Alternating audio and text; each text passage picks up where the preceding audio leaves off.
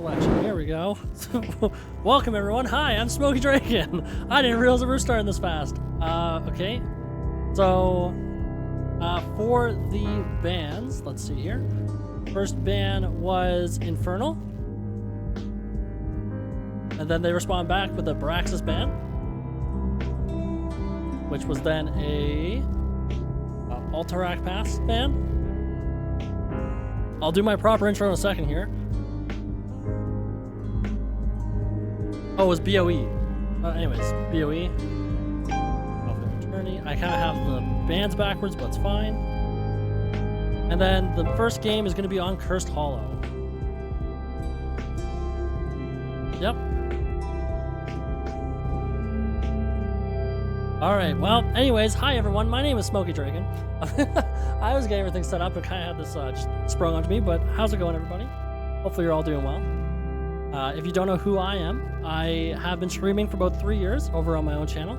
Links like right down there, full name and whatnot.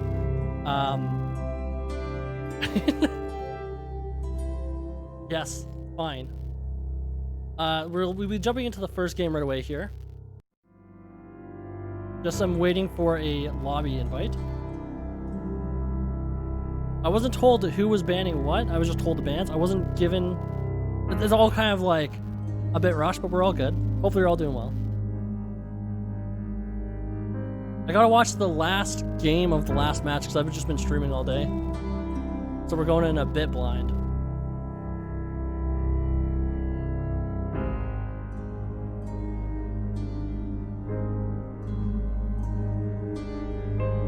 Alright, I will create the lobby, I guess. First hollow is map 1.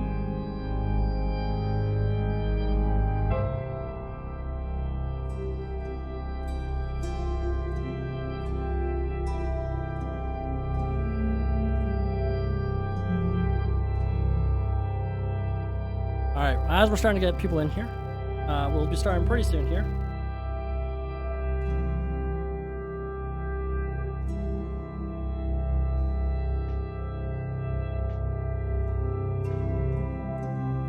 Oh man, the last few games, I mean, watching the last team play, I did not get to look at their name just because I was doing so much all at once.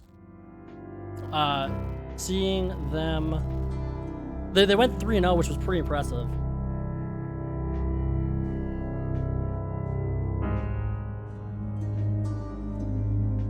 Let's see, who is captain?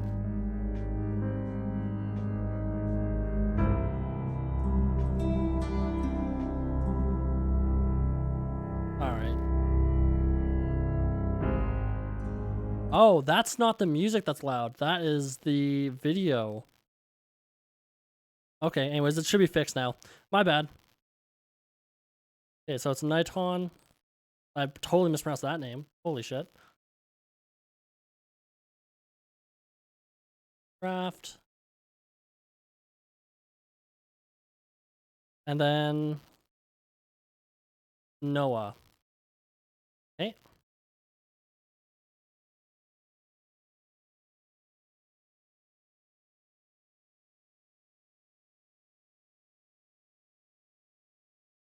Yeah, the issue was not necessarily my end. Team 2 is first pick? Well, at least now I know who did what ban. I was kind of left out of the dark for that one.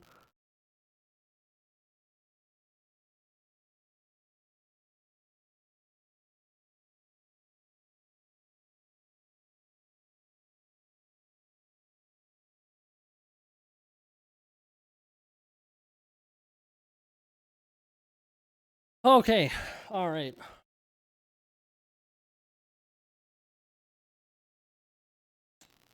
I don't know which team is going to win here. If I had to take a guess,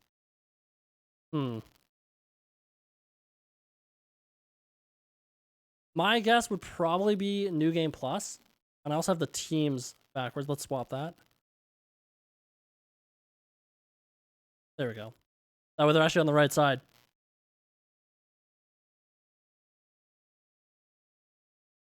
Starting for the draft, I wonder if May's going to be picked. If we're going to see Cassia first ban. I know the Cassia is extremely powerful, but inside of a competitive environment, she might be quite a bit weaker, considering there's a lot more coordination to lock her down. Cassia still is very strong, so I can imagine her still being first pick. Yeah. No, ideally not, but if you need it, then go for it. Okay, then go for it. Sorry for the background. Yeah, how's it going, Sid Kitten? Hopefully I have chat set up, that way I can see both sides, but I've never used this setup.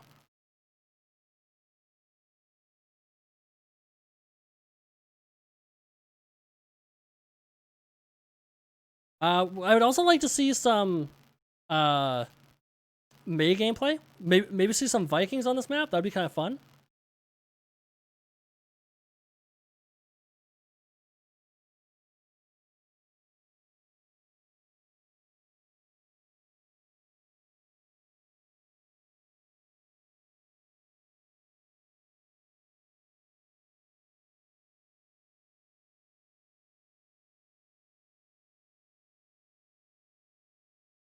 So Noah, Tempest, and sorry, I'm just getting everything set up here.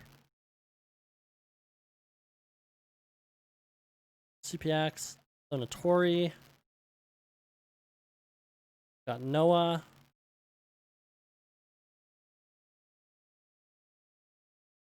Swap Noah with Flash. And BKB with Big Bird.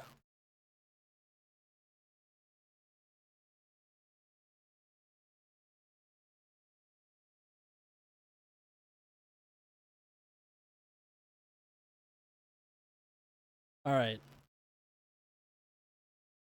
I'm also very excited for the match. Hopefully it goes well.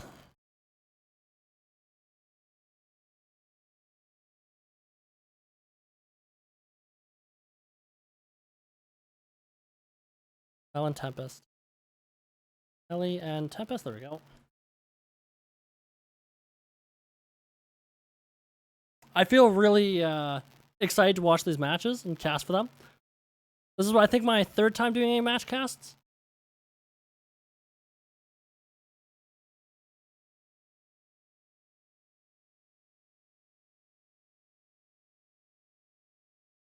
All right. Again, like seeing Vikings, I think Abathur would also be a pretty good pick. I mean, he's very popular on this map alone.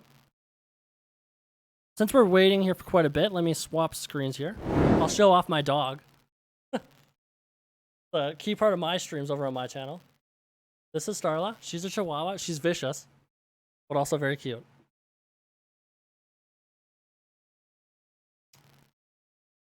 Want a treat? You haven't got any treats today. Usually we make her do some tricks for treats. Gotta entice people to use channel points somehow, right? Let's see if she'll shake a paw. She's not very good at them, but tries her best.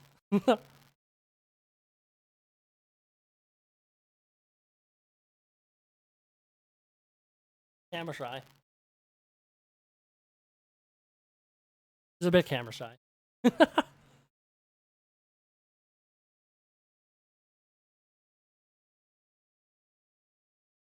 All right. I'd also love to see I'd love to see some Maltheo gameplay personally. I'm a Maltheo one trick myself, so I'd love to watch other people play him and see how they do different things with him. I have like 7,000 plus games on just Maltheo alone, so I absolutely love the character. But I'm interested to see what chat says for who they think is going to win.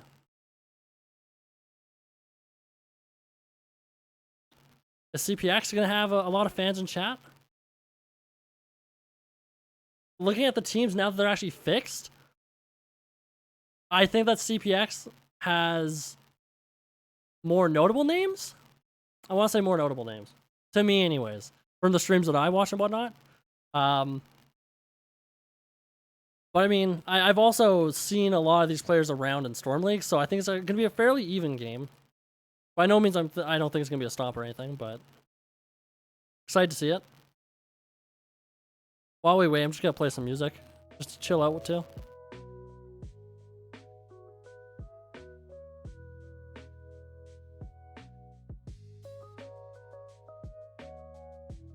All right. Looks like they're still having some technical issues. I'll let Starla carry the show here. So I'm only good at casting. She's good at being cute. That's where I fall short at.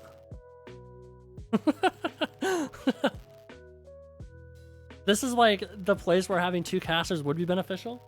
But I have my co-caster. She's not very talkative, so I have to do like most of the work, but you know, fine. There's your treats. So unfortunately I can't see if you used any points, Jazzy. Oh, okay, well, I can't see that from my end, so we'll give her another one. Do you want to come give her one? Oh, do you want to give her some? Why not? Oh. Oh, okay. Alright. Well, I tried to coax my girlfriend coming over. Katie, when she gives Starlight treats because she listens to her. She has 3 treats for my chat. Oh my god. Okay, well, I convinced her to come over here by saying that she's more entertaining, apparently. Here's your 3 treats. She is excited for them. She is ready.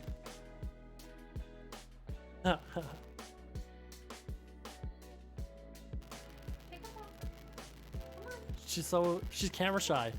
Oh, she did it. She did it. Sorry for any background sound. She looks very scared. Okay. Okay, be camera shy. Can you show me your belly?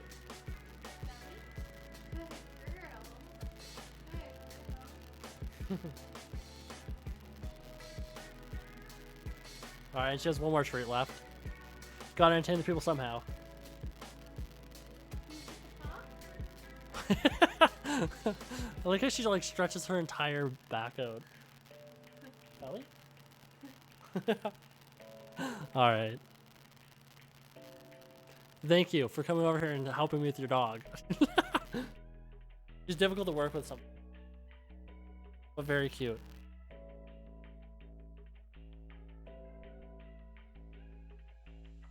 I guess now's a good time for me to show myself out, I guess. A bunch. I mean, we're just waiting for them to fix their technical issues. Yeah. So I'm like, we might as well, right? So I play mainly Heroes of the Storm, sometimes StarCraft 2 game, or on stream.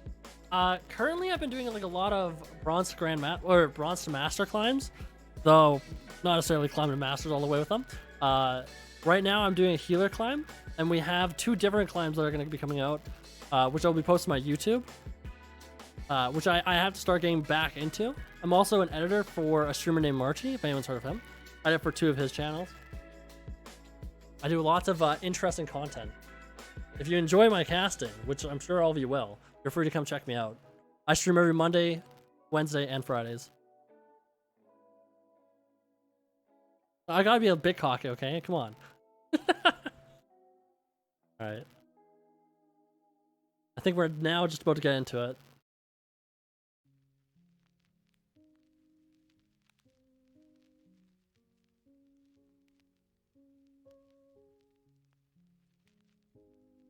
I like how there's a delay. You just typed that like way early. Okay, we're just waiting on one of them to join Discord, and I think we're good.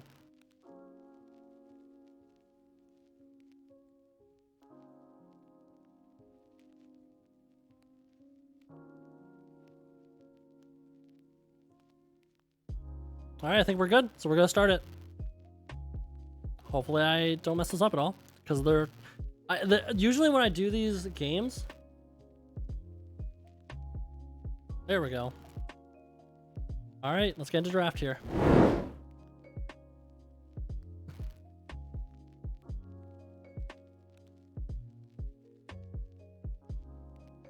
Alright. So again, starting up with the cast, or like with the first ban. I'm expecting a Cassia ban, obviously. Mei is still pretty powerful. I think that should also be pretty impactful.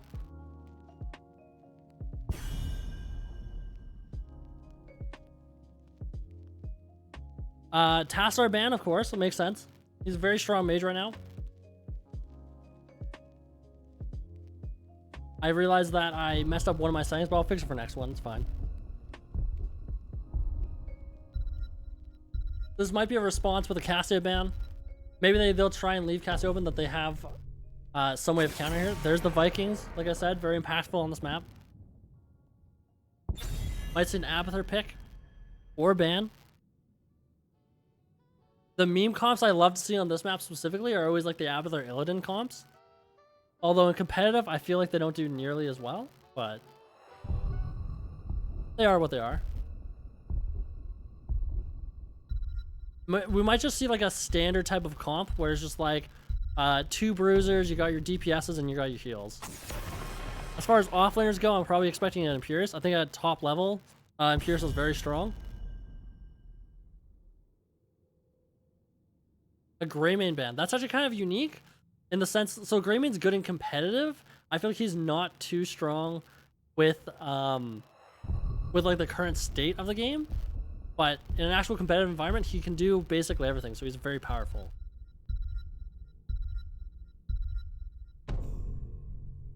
Third ban. Cassia, there it is. So this leaves an Abathur first pick open if they want to go for that. There it is. What can I say? I know my picks.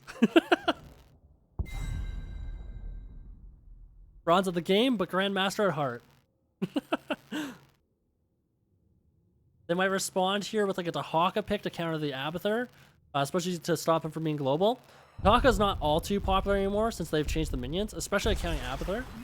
Also Vaunus, so they might go for a hard push. And there's the Dahaka. Professional. Esports. Now, as far as their response, that they probably want to take a tank. Johanna is open, ETC maybe. They could be locking their healer here. Probably Deckard. I think Deckard's probably the strongest healer in the game right now by a large margin, especially if they're going like a melee heavy comp. Maybe we'll see that Illidan I was looking for. I serve. I yearn for battle.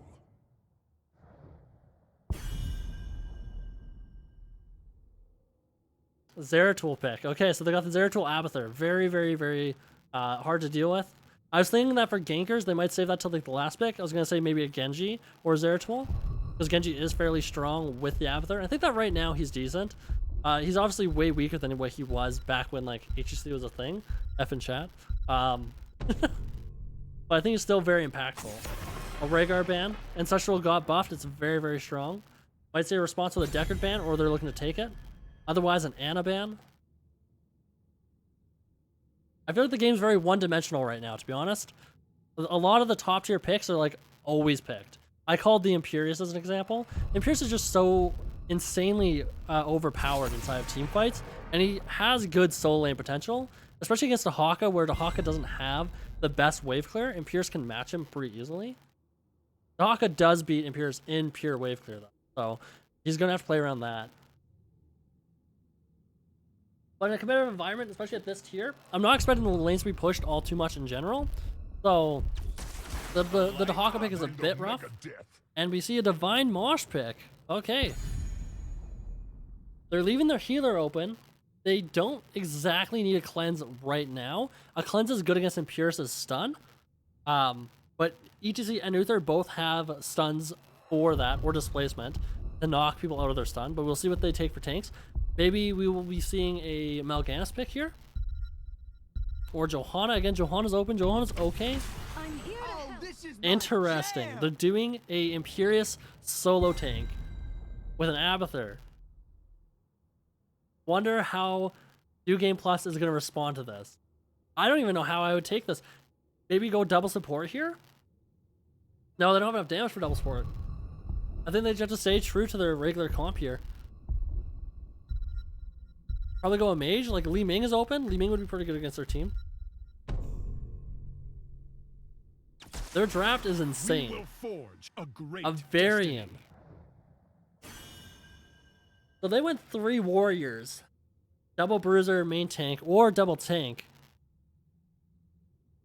Varian has the potential of destroying Lucio's sound barrier pretty easily, or Imperius' shield.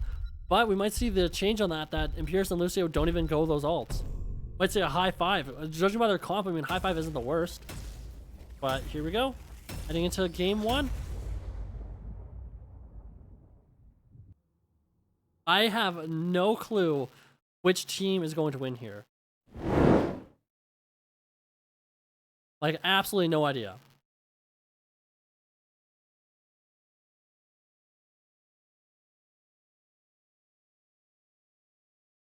As far as, like, which one's better? I'm gonna say that I think that CPX's is way, way, way better. I don't like the idea of going triple warrior in this type of meta. Prepare yourself for battle, heroes. Oops.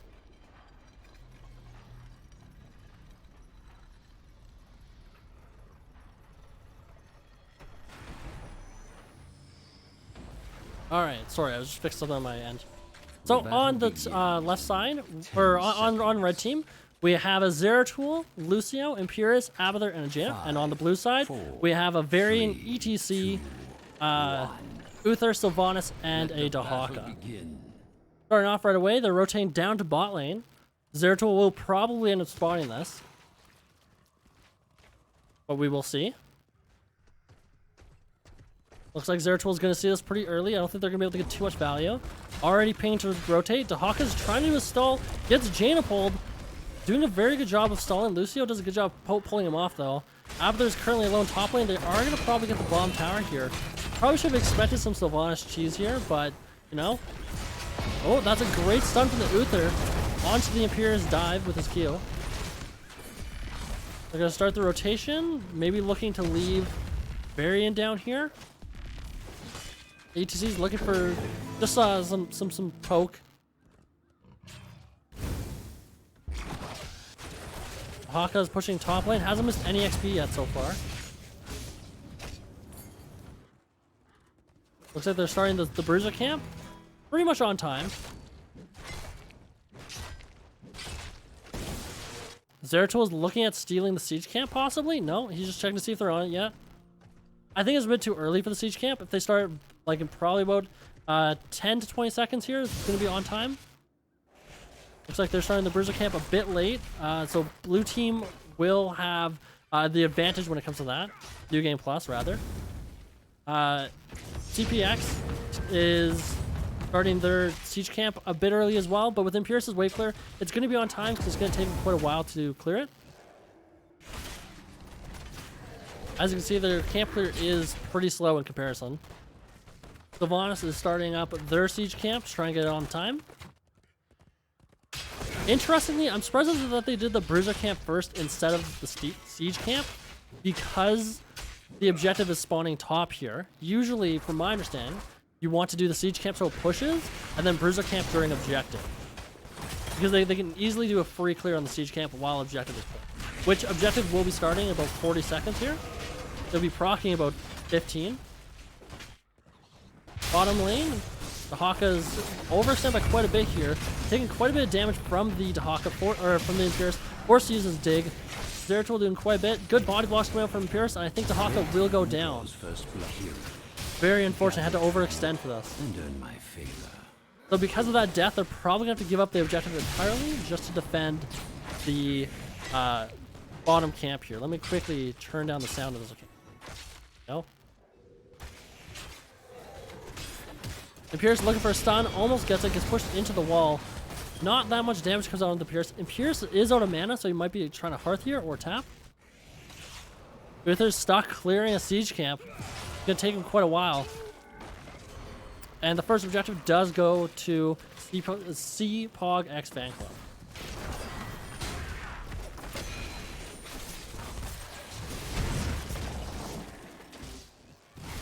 Oh, is Imperius gonna make? Is Varian gonna make it on time? Unfortunately not. He will go down. Looks like they're still trying to stall this objective, which I'm kind of surprised by. Sylvanas taking a lot of damage. Will end up going down. Dahaka digs up a bit late. Had to clear that lane. This is currently a 3v5, but unfortunately, the red team is entirely out of mana. Looks like they're going to continue to try and stall it. I think if I was the red team, I would be trying to push a bit harder here, try and get another kill. But, I mean, their soaking lane's pretty effective, which is good. Dahaka just barely missing his tongue. Zeratul doing some free clear for his team. And Pierce is looking for a stun. Waiting for the missed position. This is a good position here. Going in, looking for one. Sadly misses. Lucio and Jaina both go in. They're pushing them around, trying to get them knocked into Jaina's damage. Looks like Uther will fall, and I'm assuming that ETC will make it out. I think that blue team has to give this up. They've already lost a ton of value just from that one objective. 0 to 4 kills.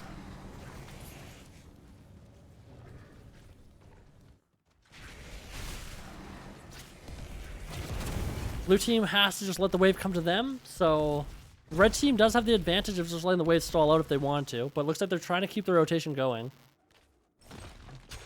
ETC kind of being forced to push to let the wave push in, especially against Jaina.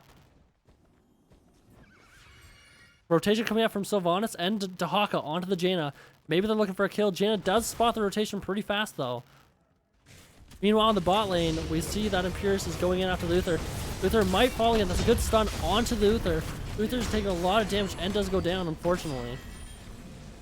Lucio makes out with probably about 1/3 life. That was 2 tower shots onto him, I believe. Earn my favor. Taunt coming out. Well. As far as talents, we probably haven't seen anything too interesting. ETC did go block party, which makes sense against their team. Other than that, pretty standard build. We have a Q build Zeratul, Q build Imperius, very, very standard. Jaina's going full Q build again, pretty standard.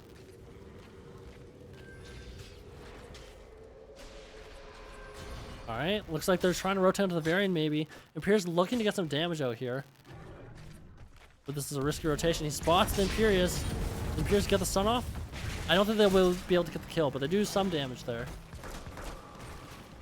But they're kind of forced to try and step up to try and defend this objective. You know, I think instead of going Varian here, they probably could have just left Uther for the tank and did a secondary support. It might have turned out better for them. Imperius getting quite a bit of damage off of the Varian. Varian surviving by through his parry, blocking a lot of the Imperius damage. BP comes out onto 2 of them. Daka walks into it. Sylvanas arrow coming out onto 3. Not much is going to happen from that. Abathur clone doing a lot of damage here. Dahaka is taking a lot of damage, gets a tongue out onto the Imperius. Uther does go down fully. And EC is not going to be able to make it out alive either. This is very good team fights from the red side. Imperius goes in for another Q. Gets taunted out of it, unfortunately. Takes quite a bit of health. And they are able to secure the kill on Sylvanas from Zeratul diving. Will Zeratul go down from it? No. Very well played here from the Imperius. Imperius diving in onto the Varian as well. Varian looks like he's going to... Oh, he trades a kill before he goes down. Very impressive.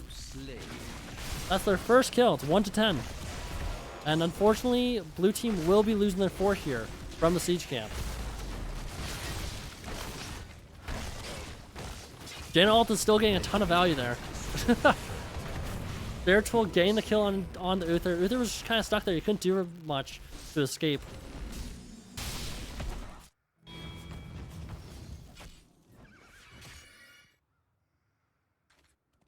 Alright, Lucio's rotating back up to middle lane here. Looks like Sylvanas and Varian were looking at doing the bruiser camp, but they have to go clear the siege camp bot lane. This time. They might have to give this objective just based on how the team fights are going. They're not going to have 13 time. Red team opts for doing a boss here to force the objective. This is a very smart play by them, but it could also be a throw if blue team decides to rotate onto them. Because red team is using a lot of their cooldowns on this boss, if blue team spotted it fast enough, they could get a team wipe and turn the game around. This boss coming out right here means that blue team, if they got out faster, would have had to stall the Ooh. They're actually getting the stall with the Abathur clone, meaning that blue team has to decide between dealing with boss or giving up curse. If they lose both, they lose a lot of value here. A curse with a boss is a big issue. VP comes out from the Zeratul. Zeratul diving in with his level 7. Jaina getting a lot of damage off. Uther getting pretty good stun there with his ult. The backline is getting kind of focused here. Lucio forced to use his ult. Sylvanas does go down, and ETC will follow as well. Dahaka's not that far behind as well. That's a double kill from Jaina, and Zeratul following up with the Sylvanas kill. So now they get cursed, as well as... Oh, are they going to get a 5 kill here? You shall know my curse. Ooh, the Imperious stun misses. I don't think that would have landed either way, whether or not Lucio did his boop or not. Some good damage coming out from their team. They're going to be able to get at least one keep and both forts, just passively. More than likely, they're going to get 2 keeps as well as all the forts on the map. Red team opting to skip through the front wall, just go through the side wall there to attack the keep directly. Very good play on their part. Pretty standard at this level of play.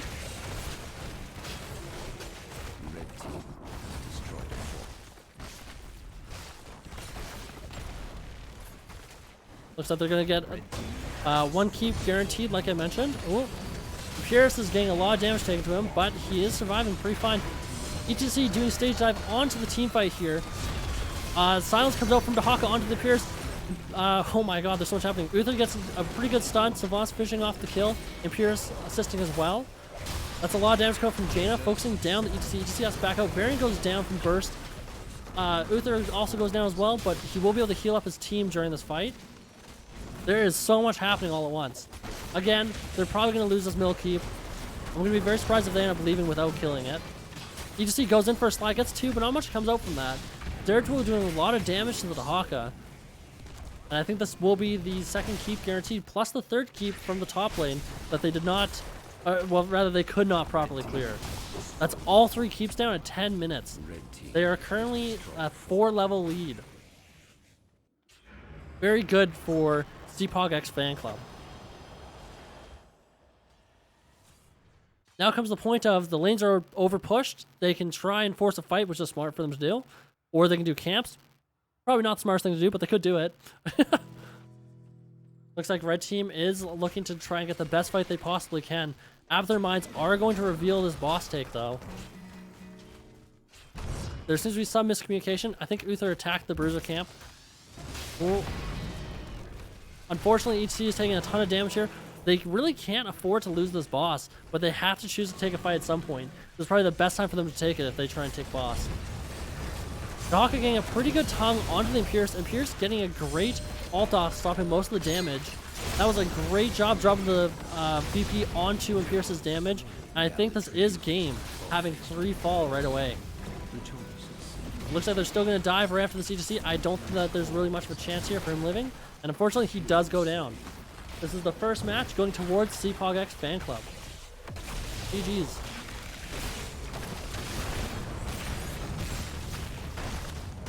Maybe Varian can 1v5. I'm hopeful. 1v4. Let's be more realistic. GG's.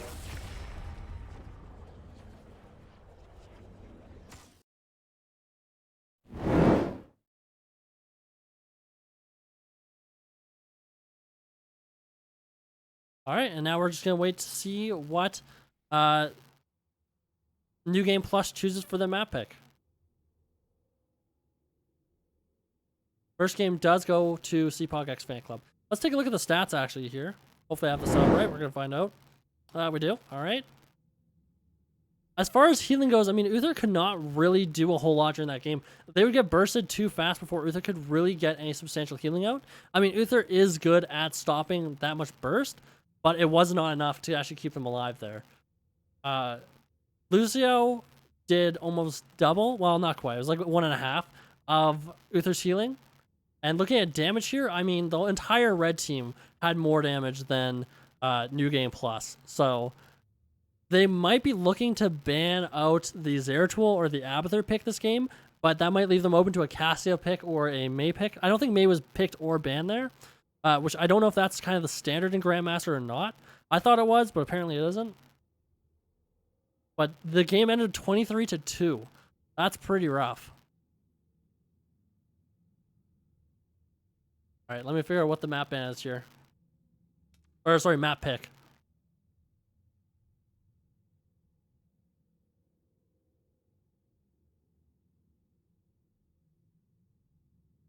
I just need to go into the server here to find out what the map pick is. I have way too many of them.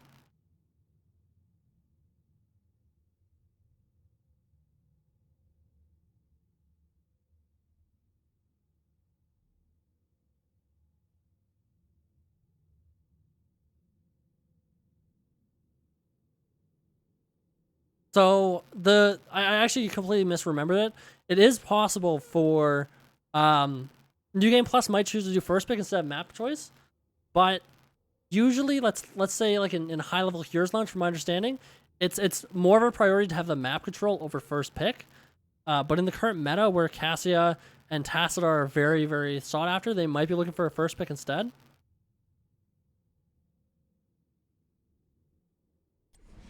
And to bring up what I was talking about here, let me switch camera. Because I made a comment and there was some confusion over it, so I might as well bring it up now.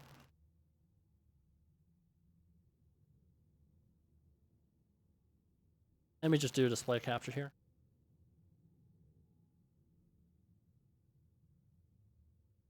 So when you're grabbing the first original camps, let's say the objective in this case spawned. So the first camp spawn. So the first objective spawns here. From my understanding, you want to do the siege camp first because this objective spawns here, and then do the bruiser camp during objective. Though both sides did time their objective, both camps perfectly, but red team had more of an advantage because the siege camp was going against the objective. When you do this camp first in competitive play, it creates more of a mid pressure, which balances out the bottom pressure. Again, my understanding, I'm not saying this is fact, it's just what I've learned as a solo laner in my climb. I think they're now deciding first pick or map pick.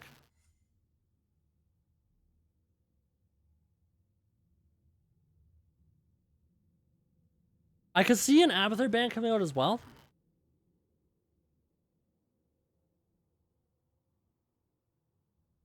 Again, right now, all the bans are kind of the same. You ban Cassia, you ban Tassadar. Vikings is a good ban on 3-lane maps, especially like on Towers of Doom. Vikings is like a first pick type of scenario, especially at high rank like this. ETC is I feel like ETC and Johanna aren't really worth the bans anymore. Diablo definitely is. I've not seen enough high ranked games of Diablo, but I've noticed he's getting first ban a lot. They might ban the Impierce. Impierce is definitely worth a first ban. Lots of different options. In the meantime, though, she's watching. She's always watching.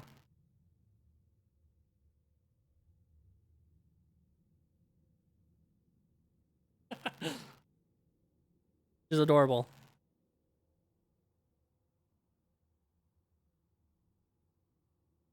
My girlfriend and I have joked about starting a dog stream specifically tailored around just watching her.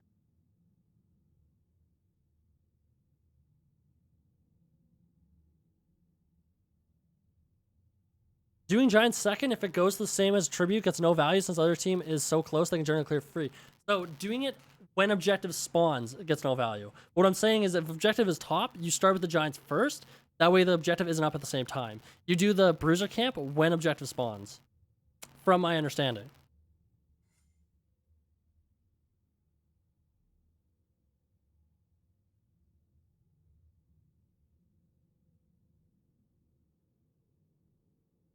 That's just something I've learned specifically from like playing enough games of solo lane has really taught me that that gets more value. But in a competitive environment, it might be different.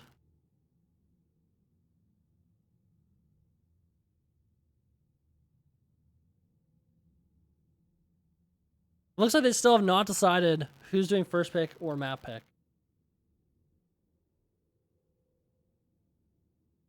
I think that with their team, I think that they're probably gonna. I would imagine that map pick is gonna be more important. Correct, agreeing with you. Gotcha. Okay, I had to make sure because again, I don't want to stay as a fact because like I know as a diamond pleb, not as a grandmaster pleb, and everyone's pleb during this game. Like everyone is a pleb, 100%. But that's why I was kind of surprised to see that the Bruiser and Siege Camp was not necessarily mistimed, but like misaligned, I guess.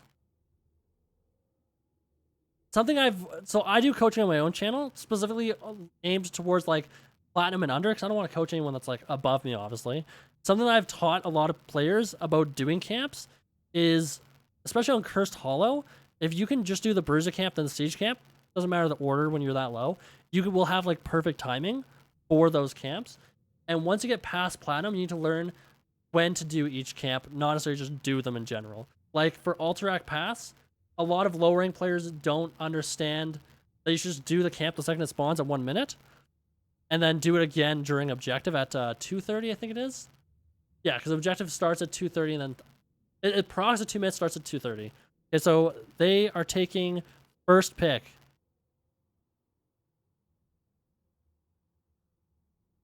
All right, let's switch over to the map selection here.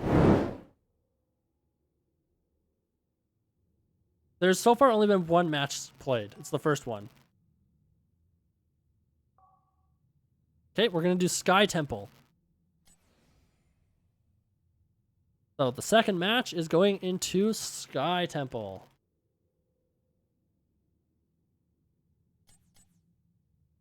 We start up the game here.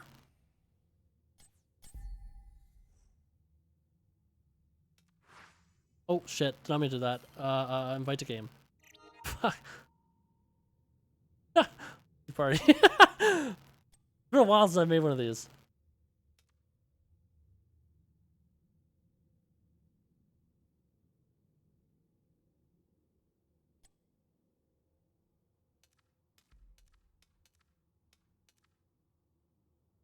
So team 2. Let me just get the setup here. 1 second.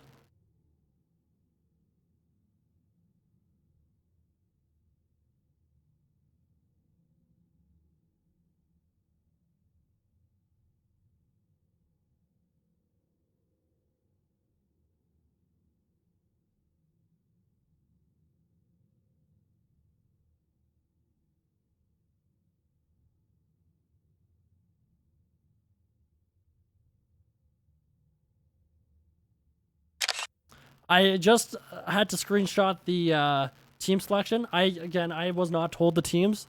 I didn't even think about asking for who's on which team. But you know, it's good information for next time I do a cast like this.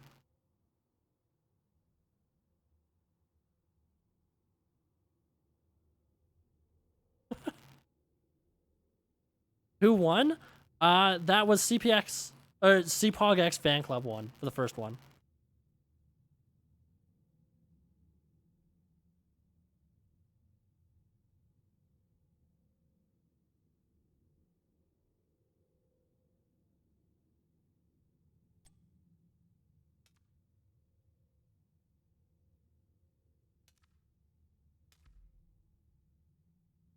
Wait.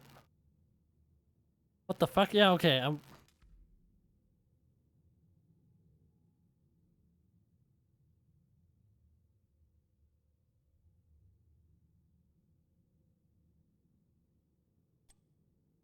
Jesus Christ, I'm being trolled. I'm being majorly trolled. Okay.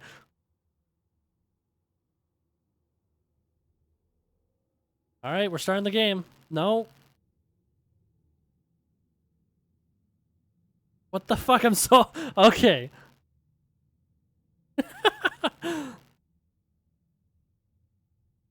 Jesus Christ. Okay, I'm just starting. I'm just gonna ignore one specific player. We're good. God damn it. I'm being memed on. It's okay though. How much donation for CPX Tracer game? You can donate to me and I'll pretend that I'll suggest it. It's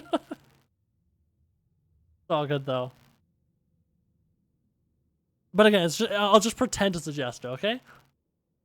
I'll set the donation amount at like, what, $10? Is that fair? Is that... Alright, so first bans. I wonder if they're going to start trying to target ban their picks from last game. CPX played a really good... The CPX's team played a really good Imperius game. They're going to first ban the Abathur. Abathur's really good on this map. Wonder if they're going to be banning a Imperius or maybe a Zeratul. Zeratul is very strong competitive still. Zeratul is considered to be the strongest character in the game by lots of high-level players. If you can get good at Zeratul, he is insane. Although I don't know if that still stands true with Cassia in the current meta, but in general, Zeratul is very powerful when you get good at him. The issue is getting good at him. Deckard ban as well. Deckard's, again, the most powerful healer. I'm surprised they didn't take it out last game.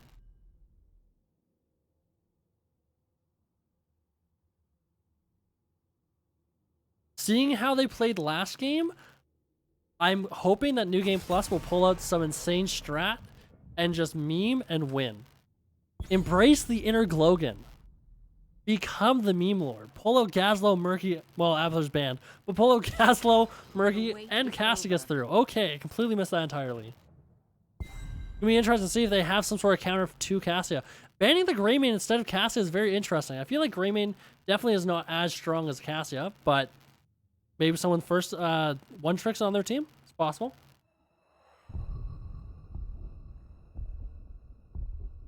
It's not really one tricking, but like mains it. Maybe we might see a Tracer game. Even though I can't imagine that happening. The Haka game picked out with Stukov as well. Stukov is, in my opinion, a very underperforming healer. In competitive, he's very strong. I can see why he'd be strong in competitive, rather. But I feel like there's better healers. I'm surprised that Anna has not been taken by either team. Maybe CPogX Fanclub will take the Anna. Be very interesting to see. Johanna and Jaina. Jaina is an interesting choice by itself. I think that Jaina's probably in the worst state that she's been in since her release after they nerfed her Q recently. She's a very hard mage to pull off, but she has playmaking potential, which is important. A Malthael ban. Feels bad, man. I was hoping to see a Malthael game.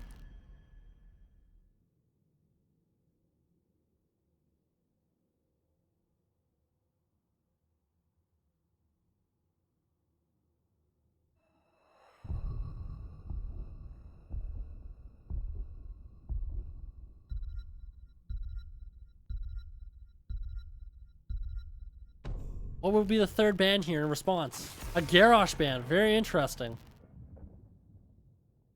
Garrosh, I feel like, is one of those characters that doesn't really see a whole lot of play in Grandmaster level because he's a tank that relies on a team making misplays. And in competitive, making mistakes is massive and they happen far less. Okay, Cho'Gall. That is something. Makes sense with why they banned the Malthael pick. Malthael is definitely not the best character in the game. Or some would say. I mean, I disagree, but it makes sense for why they banned that. We might see a Tychus pick here. But Tychus would leave them kind of weak. I guess Cassia can solo lane. She has some sustain. Might see a Kharazim healer. Kharazim is very weak in competitive, but Kharazim can counter Cho'Gall quite a bit. A Leoric makes sense, and a Kharazim. Guide my path. I have to say, I think that CPogX Fanclub has a very strong team, but it's going to be interesting to see how the it's going to be interesting to see how countered they get from Leoric. I realized that I have the teams backwards. My bad. 1 second.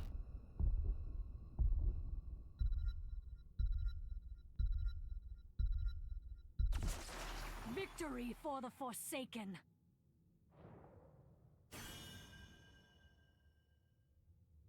I don't know what's happening. It's my client is frozen a bit, but okay. We'll just hope that it doesn't crash. Oh, I was just trying to update. Jesus. Okay. A Sylvanas last pick. Their damage is lacking. I don't know if Sylvanas is going to be able to do enough damage.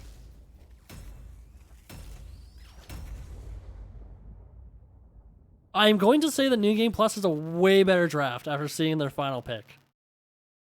But again, Cho'Gall is one of those characters that if you make the end game, he just destroys.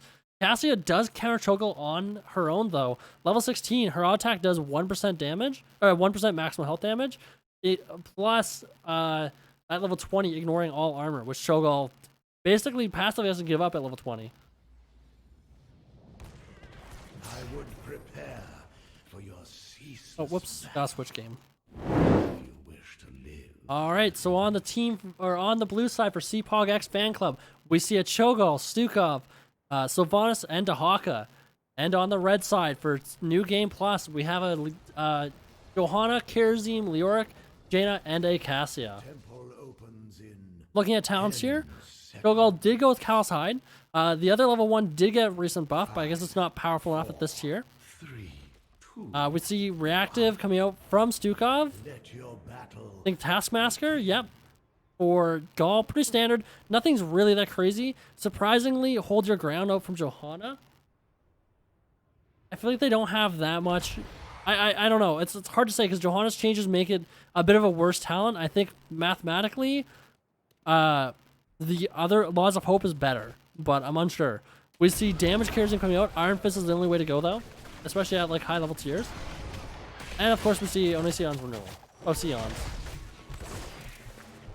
Middle getting cleared pretty fast. Cho'Gall having to 1v3, doing fine though. Just trying to make a really interesting night for the stream, gotta say that for sure, with the Cho'Gall pick. Again, I'm going to be very interested to see how they counter Cassia and to see if she's actually insanely overpowered inside of competitive scenario. Looks like there's 3 top right now for the blue side, forcing Cassia and Johanna to rotate up.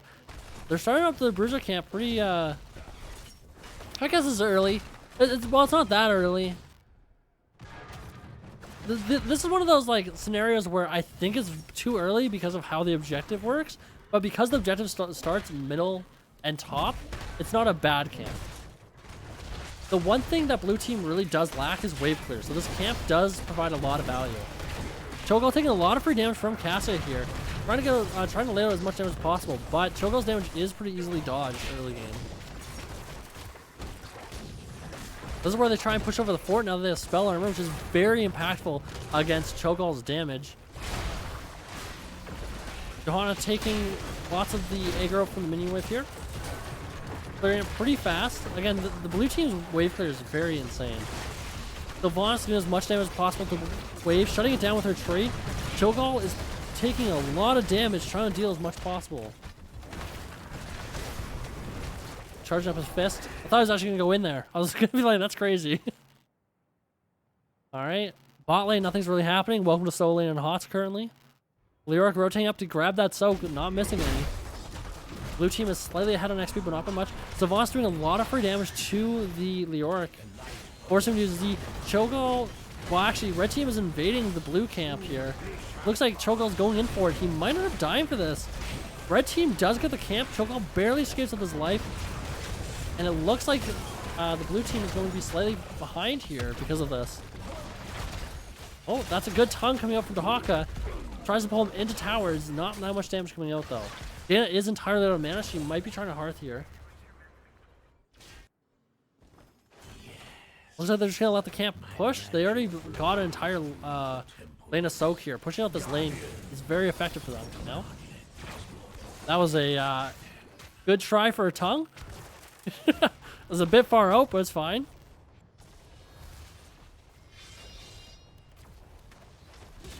Red team are being very aggressive early game. They have the entire first half of the game essentially to be as aggressive as they want. Cho'Gall does not do much until level 16.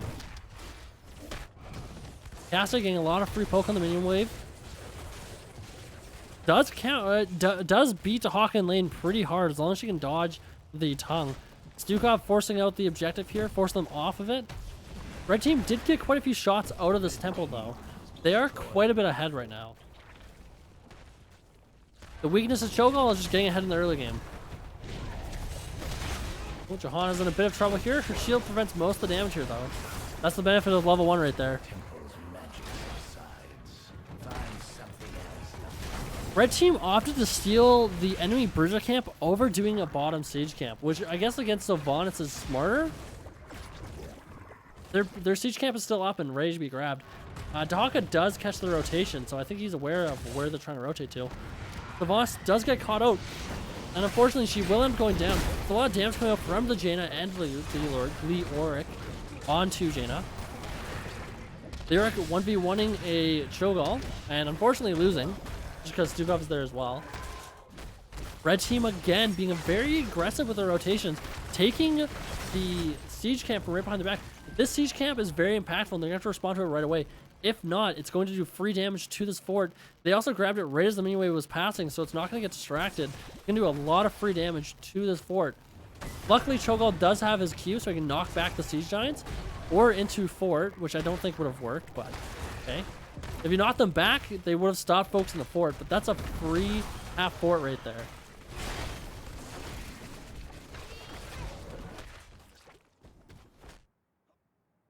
Now they're going to start to do their camp. This could be the time for blue team to try and rotate in on their camp and try to steal it.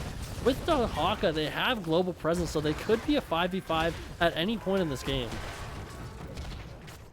So far, red team has not respected them at all. They're very aggressive. I mean, they have Cassie. They have all right to do it.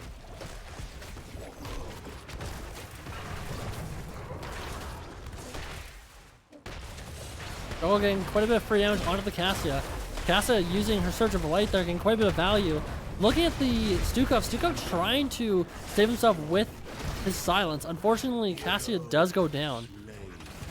I'm actually kind of surprised that Cassia could use her E on the Stukov while Stukov was silencing. I think it went off fully. She died before it ended, though.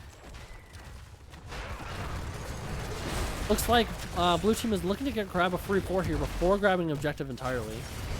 That is a good combo coming up from the Kerosene Leoric. Unfortunately, Cho'Gall will go down here. That was a beautiful combo there.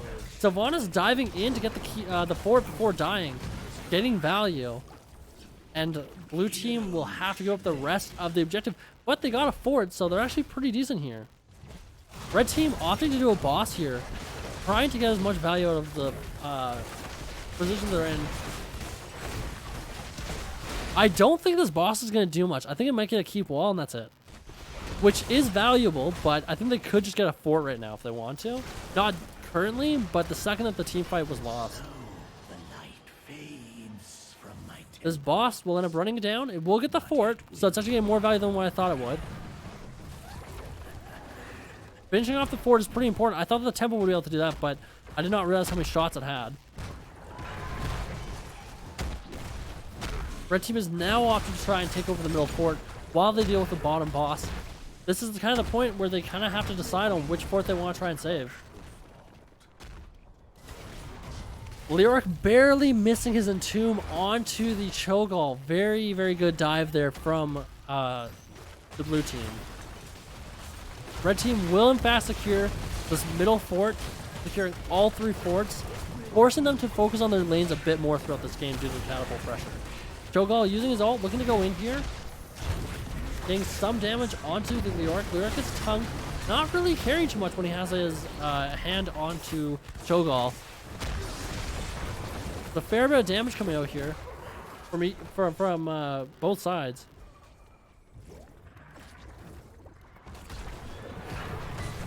Cho'Gall looking to go in here, getting some free damage onto Johanna. This might be a good time to fight. Arrow comes out, hits only the Cassia, but not much else value from it. We might see an entomb pop out here. They have all their ults up. Sylvanas is barely alive, just poking at the back line. Trying to get as much damage as possible onto Lyric. Lyric gets tongue, pulled into the 4-stack, and gets melted. The ball comes up from Cassia. Cassia's on the back line, focusing on the Stukov. The Hawk uses Dig to dodge the ball. Perfect timing. Sylvanas barely makes it alive, but unfortunately Stukov will end up falling from the Kerosene dive. Cho'Gall is 1v3, and unfortunately goes down from Kerosene's ult with some Cassia damage as well. That is a good fight for them. Currently 7-2. Taking a look at the towns here. Is there anything interesting? Double Trouble not getting a whole lot of value here. Only 4 stacks, which is kind of low. We see Race Car, which is enhanced agility coming up from Dahaka, trying to make him more agile and mobile. He dash build Kerosene. I'm going to assume this is the standard build for Kerosene. I don't play him enough to know. Icy Veins, kind of standard. Nothing really crazy with the build so far. Red team securing the bottom siege camp. They're also just trading objectives at this point, which is not too good for blue team. Blue team is quite a bit behind, so they're giving up a wall for a fort. Cho'Gall barely gets that camp. Oh, looking to try and kill Cassia. Cassia might have fallen here. Very close. That was a difference of 600 HP here. Dahaka's looking to still get that kill. So it's Sylvanas. They're all chasing this Cassia. This Cassia is running circles around them. Dahaka getting a tongue onto Leoric. Cho'Gall being stuck between 2v4 here. Cho'Gall forced to use a stasis. They get a kill onto the Dahaka. Cho'Gall and the Sylvanas will go down from a great entomb coming up from Leoric, but he will have traded his life for that, and that is a 4-for-1 trade in favor of New Game Plus. Yukov kind of unsure of what he can even do at this point. He's going to get a W and then probably walk away as this fort is grabbed for free, essentially.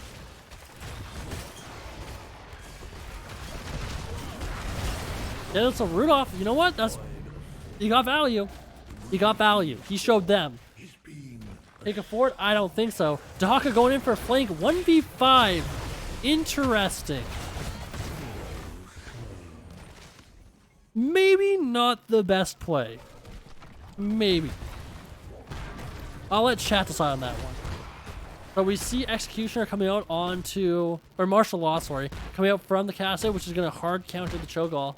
They're pretty far behind, but they're only a level, so maybe they might be able to turn this game around, but they have enough counters that I don't think Cho'Gall's going to be able to do that much.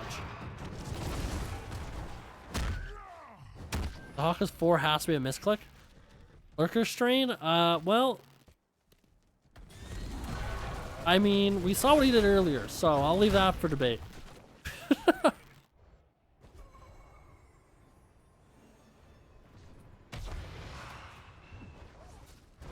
They're just trying to free clear, chasing the Sylvanas halfway across the map. Look at the stats here as they chase them down. I mean, the Sylvanas is dead, no big surprise.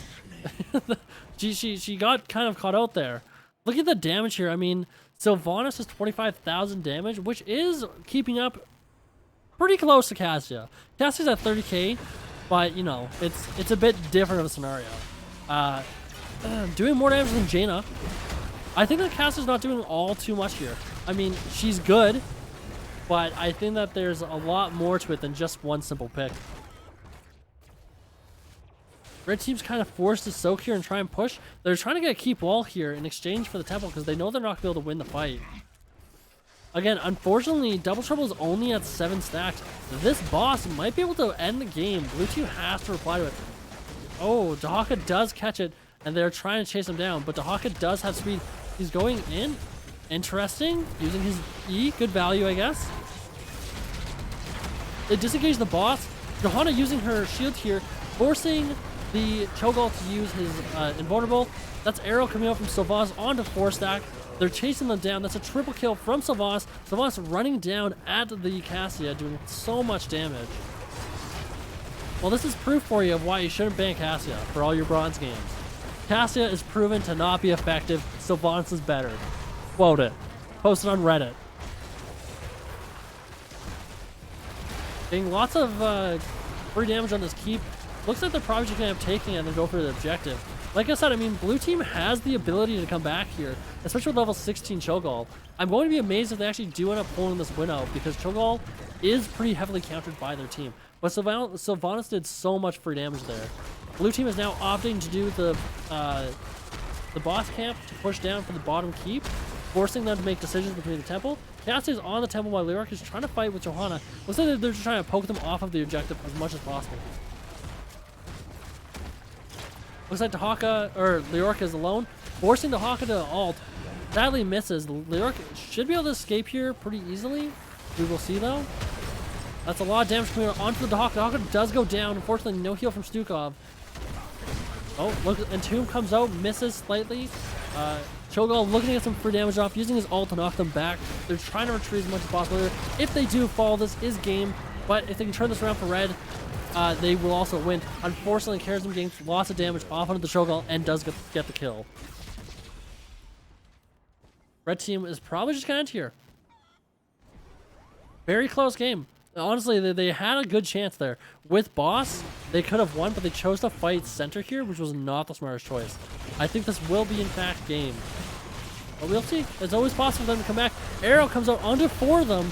Does a lot of damage. Sylvanas is using her Unstoppable to dodge the Johanna damage, doing lots of damage onto their siege, but unfortunately she will end up falling. almost kills Jaina. Stukov looking to get some damage here. Unfortunately, does not land his combo, and that will be game. Game 2 going towards New Game Plus, ending it with 1-1. I mean, well played by New Game Plus. That was very, very, very fun to watch. Looking at the stats here.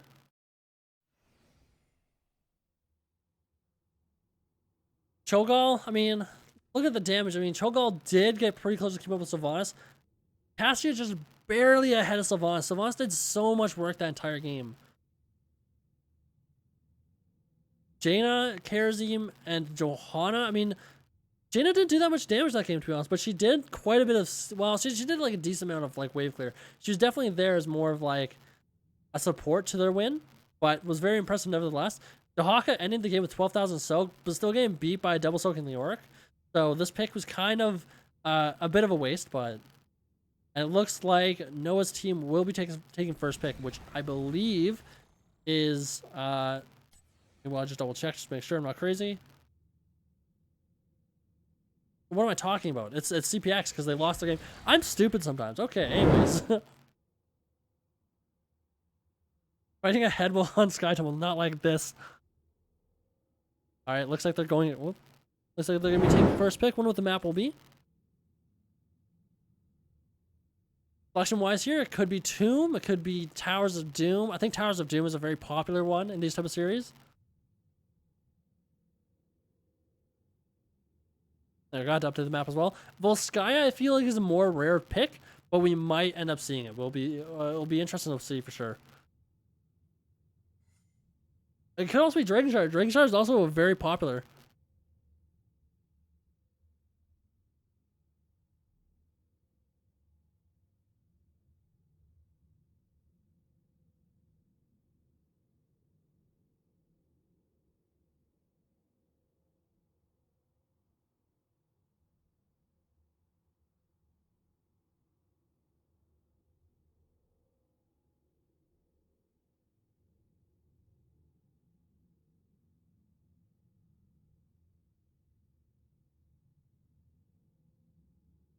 All right, again, I think I'm going to assume it's going to be Towers of Doom, to be honest.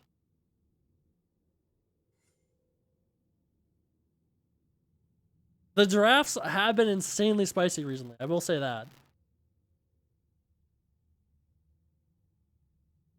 I could definitely see them doing maybe a Tomb. They're going to go with Towers of Doom. All right, I'll start it up.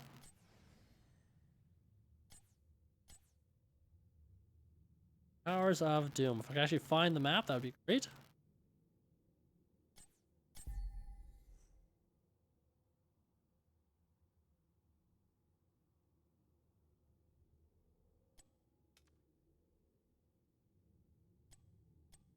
All right, we're heading into game 3.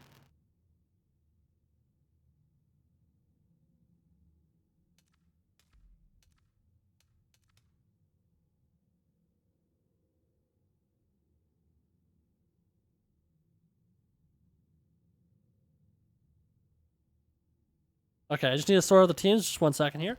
You can enjoy my dog while I do this. Very cute. I'll just do a full camera while I set everything up.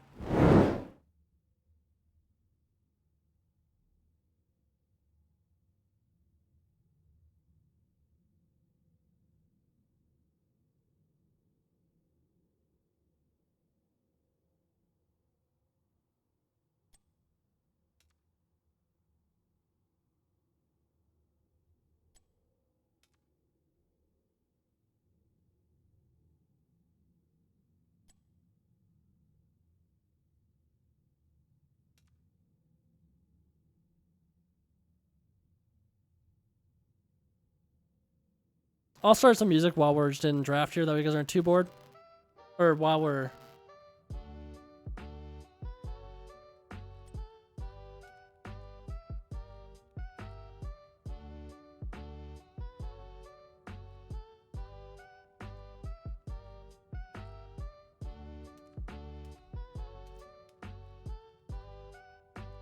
Alright, I think we're ready.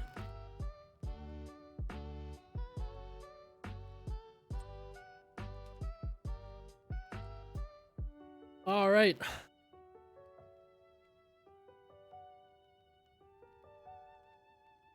Hopefully you guys are enjoying the games. They definitely seem like a ton of fun to to watch. They've been crazy for me to try and cast. This is way different than every other cast I've done because usually they're kind of like slower paced, but these ones have actual wombos.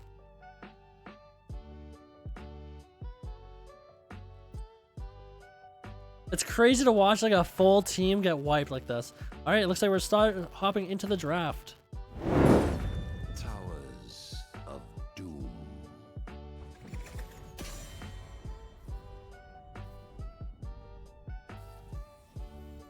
BKB has lost to Hawker privileges. We might see Dahaka come out on this map. I mean, like, realistically, this is probably Dahaka's best map. Diablo first ban, making a statement. Diablo is insanely strong on this map. Diablo has a lot of stun points. Even while grabbing the altars, most points have some sort of stun directly while grabbing the altar. And Diablo can do so much right now. He is so hard to kill with his sustain. Makes me wonder during next patch if they're going to nerf his sustain a bit and try and buff it in other ways. Because currently, he can literally sit there and auto attack like a Stitches forever. They can trade auto attacks back and forth. And now if they're coming back and getting a ban,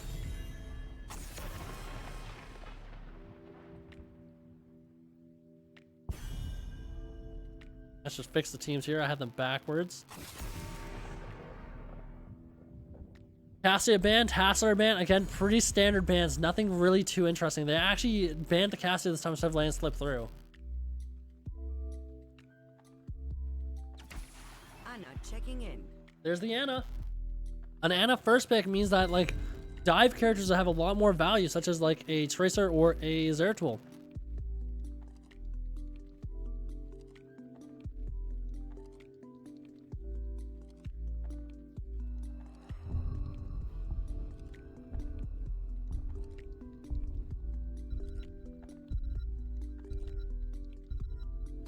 Garrosh and a Sylvanas. Back from my my remarks from last game, Garrosh is a very interesting tank to see at this level of play, because I feel like Garrosh is a really bad tank if the enemy team doesn't make mistakes. There's a reason why Garrosh dominates in like lower rank, like under gold, and I feel like he falls off entirely once you surpass like Diamond 1, like right into like the bottom end of Masters. Not saying you can't get value from him, but it is definitely a lot harder. Garrosh does very good against their team so far. Third ban, they're probably looking at banning a Soul Laner, maybe the Imperious. A Yrel ban. Yrel devastates the EU ladders right now, but is not seen all too often on NA. I feel like she's very underutilized on NA. But I mean, NA Omega Lol, am I right? Got him. Stukov ban. Okay. Respect bans, okay.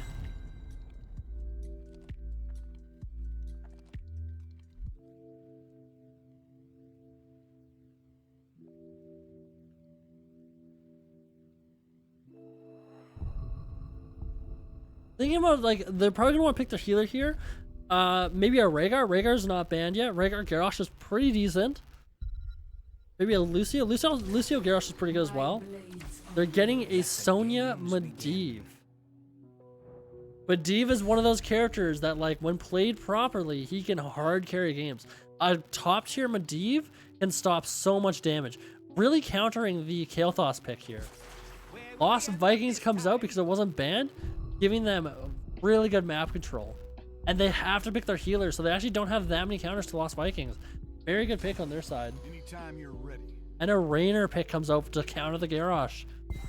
I am liking CPogX's comp a lot more now.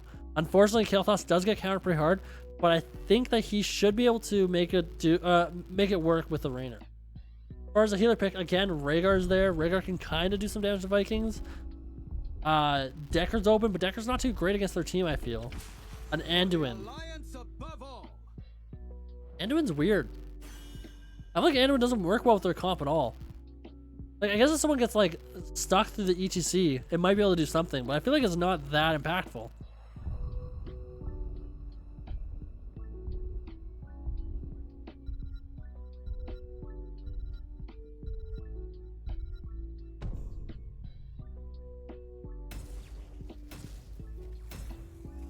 All right, here we go into match 3.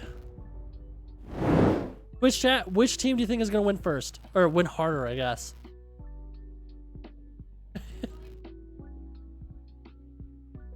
My guess is I think that I want to say that CPogX's team is a lot stronger here.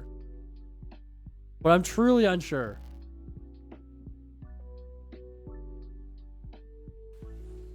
It'll be definitely interesting to watch. Prepare yourself for battle. All right, and on the red side, we have Raynor, TLV, Anna, E2C, and Kael'thas. And on the blue side, we have Maiev, Garrosh, Sonya, Anduin, and a Sylvanas. Will they go for some cheese early game or not, is the question. My guess is yes. The Most battle definitely. begins in 10 seconds. 5, 4, 3, 2. It looks like they're already starting to go for it, so it looks like they're going to be going for a cheese here. I wonder if they're going to be able to spot it early or not, because they do have the Vikings. I wonder if they're going to be expecting it or not. I mean, you know, high-ranked players usually don't do this type of strategy. It usually stops working at about Diamond, but it seems to be working so far. As far as talents go, nothing too interesting. We see Renew coming out for Anduin instead of the double ult. We see a Balog build, Olaf the Stoke coming out from the TLV. EGC has not picked his level 1 here. We also see a Ace in the Hole as well. Pretty good fight. They got almost the entire first tower, which is pretty good. That was a questionable Q from Zammy there, but it's all good. Raynor getting some pretty free damage onto the Sylvanas. Sylvanas responded back with her W, and that's really about it. Sonya is having some fun with the Vikings up top. Balog getting some free clear middle lane. Looks like blue team has to respond to the Vikings at some point here. Already they're about half a level up, which is pretty important early game. Both team, red team opting to do camps instead. But I was expecting blue team to also do as well. They rotate middle and get the kill on Balog. Pretty good value early on. The Vikings might have to send someone middle here. CPogX taking a lot of damage here from the I can't even focus at this point. Taking a lot of damage from the Sylvanas. Garrosh getting a pretty good start onto the Raynor, trying to chase him down. Unfortunately, Maiev does go down and loses stacks. E2C making it like a bandit. That's a lot of damage coming out. Does a good throw onto the Anna. Anna gets a great sleep off. Might be able to live here. Sonya is chasing her down. Will she be able to make it out? Looks like she's going to make it out without any issue. E2C getting a great slide in. Pull comes out from Anduin, but not fast enough. E2C does go down through a W through a wall. Gotta love that.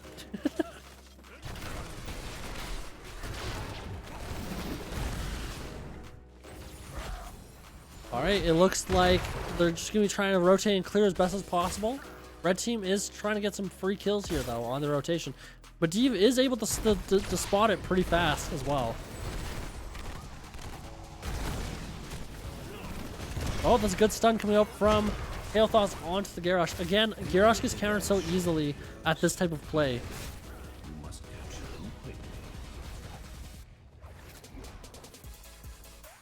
Looks like they're trying to do a bush gank here. No? Alright, they're moving on.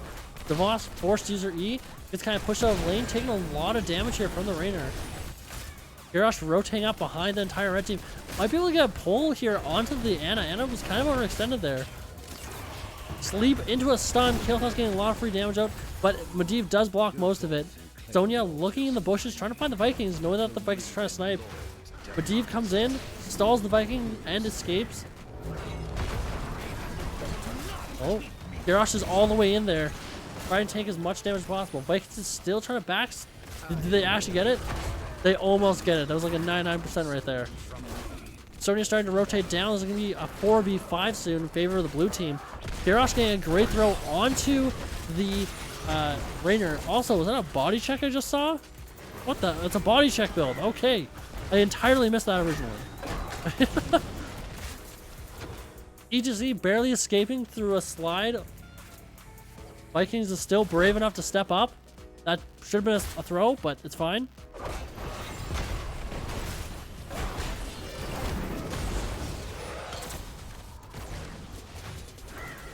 Portal's coming out left, right, and center. Oh, is Garrosh gonna be able to get a stall here? Maybe a throw? That was, oh, Sonya almost gets a kill there. It's unfortunately gonna go down. That was a great sleep dart coming up from Anna.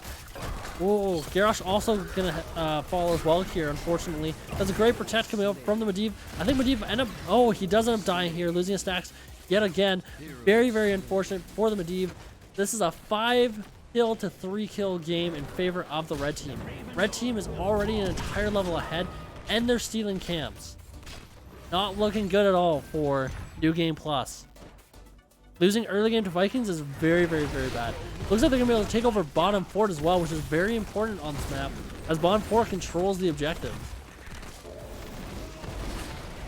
Red team has destroyed a fort. I'm being told by chat that body check is overpowered, and I politely disagree.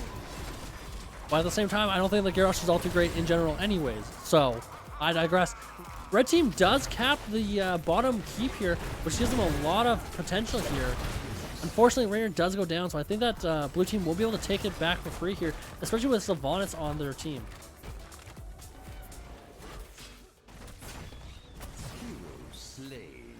Unfortunately, Balog gets pushed off the camp, freely giving it to the blue team.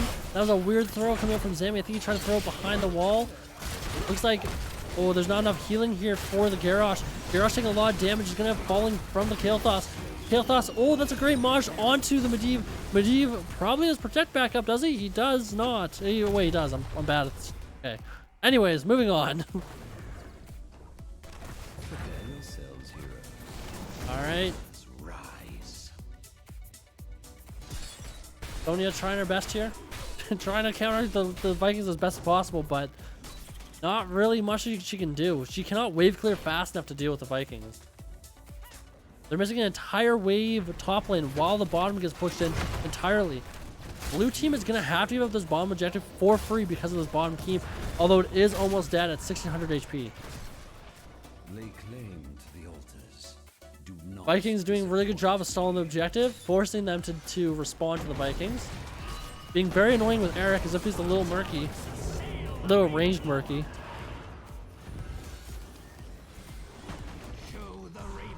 Looks like red team will get both of these objectives. Blue team's trying their best to stall. Nanoboost comes out onto the Kael'thas. Kael'thas doing a ton of damage onto the blue team. That was a good throw light bomb combo onto Sonya. Leap comes out onto the Garrosh. Unfortunately, Anna's getting dove by Maiev. That's a great slide coming in from EDC. Trying his best appeal for the Anna, but Anna will still go down. One Eric versus the world. Will he do it? Unfortunately not. Okay, blue team actually does secure the objective. Yeah, imagine a Pyroblast against Maiev. Very, very brave move. That's a good portal onto them. They're kind of getting forced into the blue side. They're still trying their best to stall this. I feel like this is one of those areas where the red team, even though they're losing this objective, and they will not get it, I assume, they're getting a lot of value just from a double soak Vikings. That's a unfortunate poly into Vikings. Pyroblast coming out and a Maiev shield yet again. Very unfortunate. Oh, Sonya does go down. That was a lot of damage from Raynor and Vikings. Vikings securing the kill. That was a good try from CPX there. Looks like they're going to be able to get this camp for free and push it bot lane.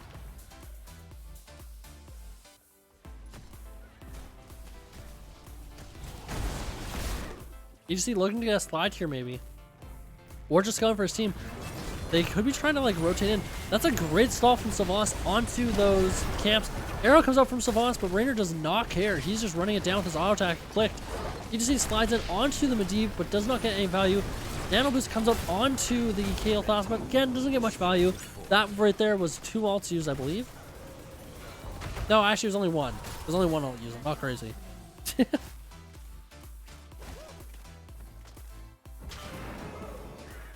Red team helping Eric with his wave clear. Well, looks like Eric is now part of the team now, part of the 5 stack. Blue team is kind of forced to try and get this keep back. Next objective does spawn top, so this isn't too impactful on next objective, but it's very impactful for this map. The fact that they got control of the bottom keep so fast on this map is a very, very bad sign for New Game Plus. Once more, the altars rise from the dead. They're trying their best here to stall. That's a great stun coming in from the garage. Does not get much of a throw though. Taking a lot of damage for that. Almost got the kill on Kael'thas though. If they got that kill, they would have been able to defend this entire wave here. But unfortunately, they have to let the camp push in. Taking 3 more shots onto the core. Hard Blast comes out. Maiev is not around, but I don't think it really matters. I mean, Savas is at full HP. Drops her down to 480 HP, so get some value, I guess. Vikings doing their thing, taking both objectives for free. Sonya comes and does a perfect stall onto the Vikings. Baylog is still at the back, though, having to do another cap because of spin to win. That's a good throw coming out from the Garrosh. Garrosh doing a good taunt into a light bomb. EGC doing mosh in response. That's a good teleport, almost bagging the mosh. That's pretty crazy to watch.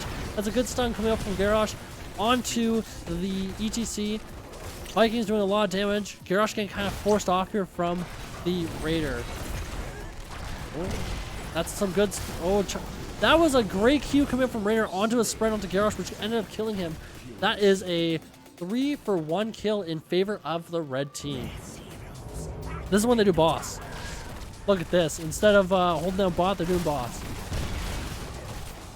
I think so. They're really far ahead. They're not in much trouble here, and this is a play that they can make. Although it's not the safest play, right? It's safe in the sense that they can take boss for free. They're not worried about getting stopped, but they lose bottom keep, which I think they were going to lose anyways, and they might lose these 3 shots. But instead, they're having to take boss as well as top keep, which is a keep for keep trade, just less valuable in the long run. But if they get these 3 shots in top lane, the next objective does win the game. Luckily for blue team, the next objective is a single cap, which means that they do have a little bit longer to solve. But Maiev unable to really do much against this push. They can't do that much. Once they clear the wave, it's basically over. EGC dives into the death zone to try and get the kill on Maiev. Unfortunately, does not get it, but Maiev barely uses his shield just in time. That was a great nano into a Q from Kael'thas. 4 shots to 36. One of those matches. All right, Twitch chat, who's going to win this game? Would anyone like to take bets? Can I turn this into a gambling ring? Do get ready. If anyone bets New Game Plus, they're like 100 to 1 right now, so it might be good money. Again, just 1 cap at this point to win the game. Heroes, I have opened a tunnel near our core. In fact, they can afford to lose top keep and still have the game. So they're going to be fighting this a 5v4 without 16. This is very unfortunate for them. This might be game. It's a great sleep coming out from the Ana onto the Garrosh. Garrosh getting pulled over into the enemy team. Unfortunately, EGC is there to meet him, and that is GG's. That was a fast game. 12 minutes. Yikes. All right, second match goes to CPogX Fanclub.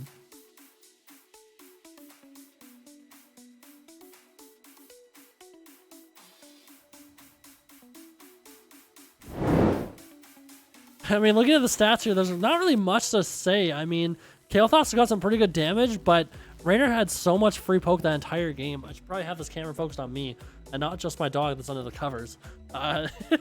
Sylvanas doing a good job with keeping up. Yet again, I mean, Sylvanas is a good pick, but not enough to do any sort of like hard carrying here. Sonya almost did full top stat the entire game for the blue team. Healing wise, I mean, Anduin kept up with Ana, but Ana had so much more utility with her sleeps. I think it's just too impactful to let Ana through, especially without a hard counter. Ended the game with 11 to 14. I mean, kill to death wise, they were very even, but actual gameplay wise, the Vikings just had so much value with 23,000 soak. Absolutely crazy. Darla. Heck, where is she? Oh, she's here.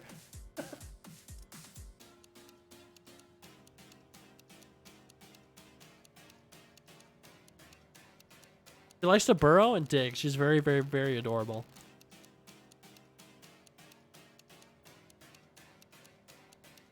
They're going to do a first pick tomb. Okay. All right, let's get that going here.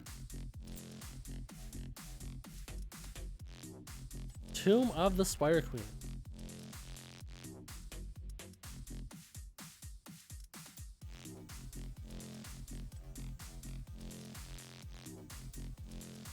All right, I should probably have this up right now.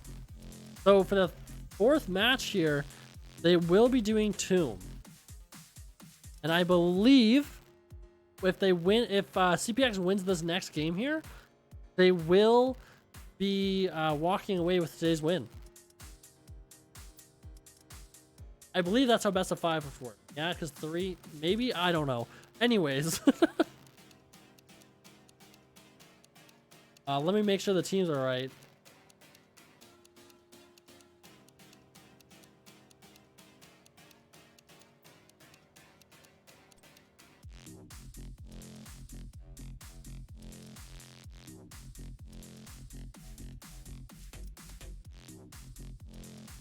I'm getting better at this. Uh-oh, my game just crashed. Oh no, my mouse died. I love wireless mice. Alright, we're good.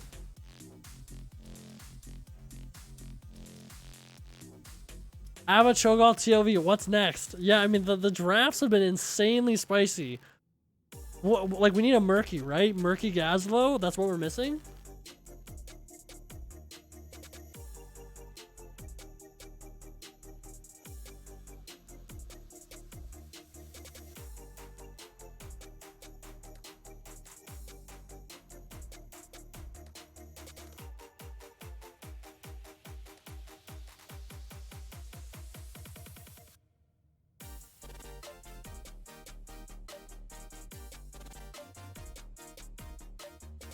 Right, and that was so no. So I think Team 1 gets first pick here. That being New Game Plus.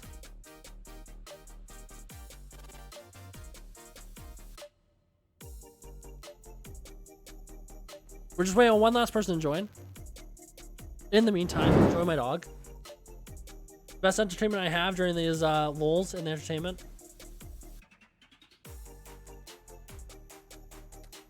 If I didn't stream today, I probably would have had more interesting facts about each player to pull up, but I don't really have that much. Something to note about, I think it's all Chihuahua, well, the majority of them, but they love to burrow.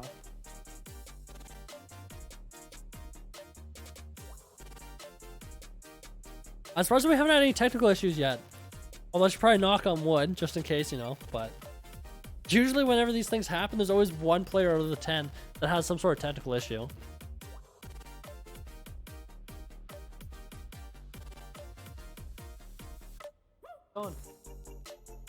My co-caster has to hide herself from these matches. They're just too intense.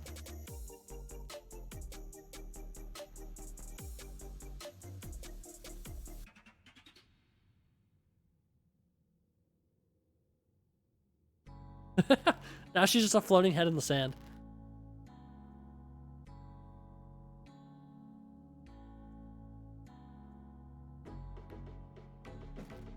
Ow.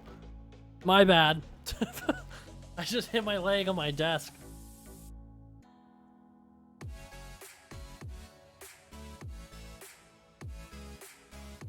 Alright, we're about to head into draft here. Here we go, into draft. I swear I clicked start. There we go.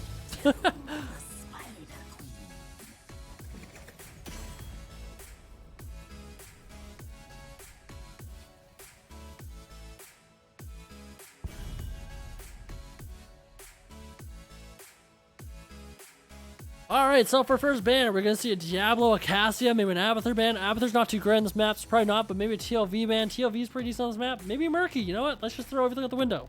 Go with Murky. I think it's probably going to be Abathur. I really want to see a Maiev. We have not seen Maiev yet.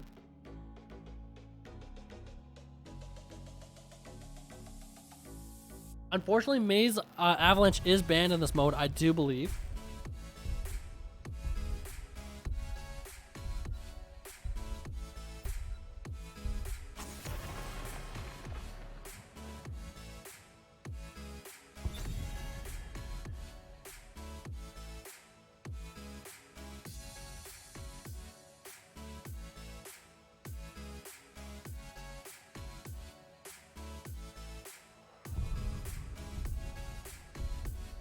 All right, so Johanna first ban kind of, so this is not necessarily interesting, but it's different for this match that we haven't seen a Johanna ban yet.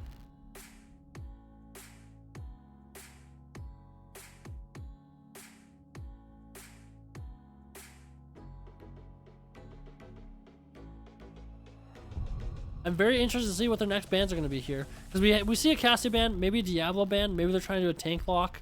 That is a very common strategy in competitive. An Ana, interesting.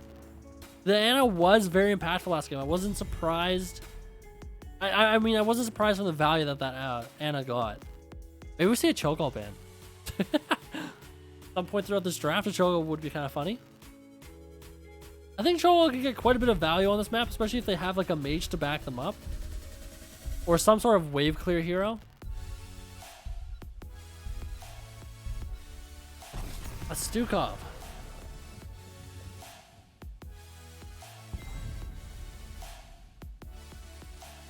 Let's see, for their first pick, Diablo is open. We haven't seen a Diablo game yet.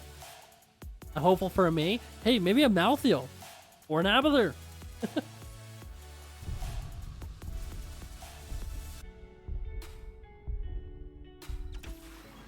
A Junkrat first pick.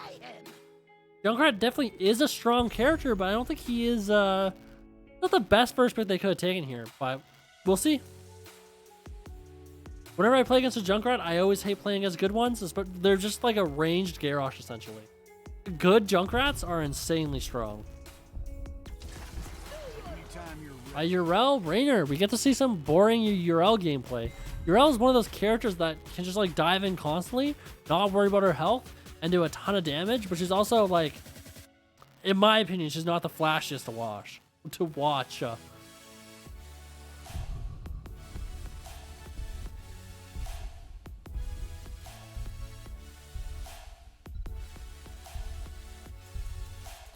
A Garrosh? They got the range Garrosh, they got the real Garrosh, and they're gonna follow up with a Malfurion. Malfurion is a very interesting healer in the sense that I feel like, so he works well with Garrosh, right? But in general, Malf is a very weak healer currently in the game, unless you're like insanely good with him and you can land constant roots, or you can land constant like 2-man Ws, 2 to 3-man Ws.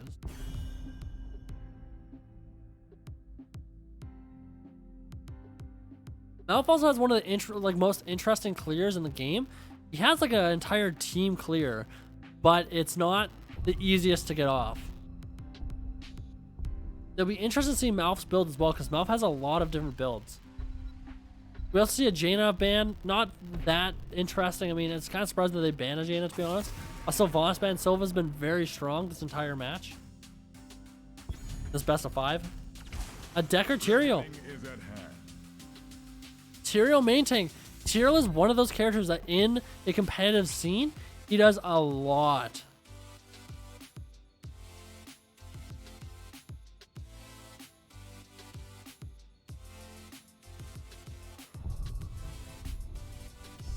They still need their offlane picked, and they need another mage. Or they could go like full auto attack dealers. We'll see.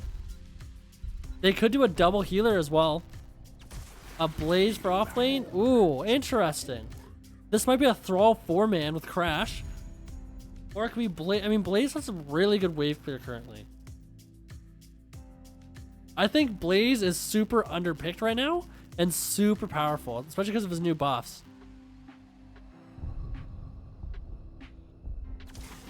With every death comes honor. With honor, Hanzo last pick. Hanzo up in the top tier games can get a ton of value, but I feel like he's not as strong as some other picks that we could have seen here. Hanzo does have good wave clear, and they already have the Rainer, so I feel like a mage could have done way more here. I feel like they don't have enough burst, but they have pretty good sustain with Deckard. Surprisingly, they don't have that much melee for a Deckard with a Ruby. But I guess we'll see as we head into game 4.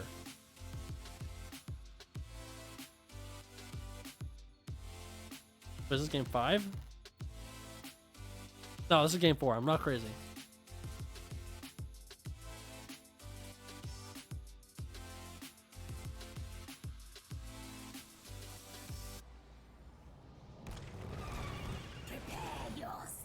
All right, and on the left side for blue team, for New Game Plus, we have a Malfurion, Blaze, Thrall, Junkrat, and a Garrosh. And on the red side, we have for CPogX Fanclub, we have a Raynor, Yrel, Deckard, Hanzo, and a Tyrael. This might be the first middle fight of the entire best of 5 here. 5, 4, 3, 2, 1. Go. Kill.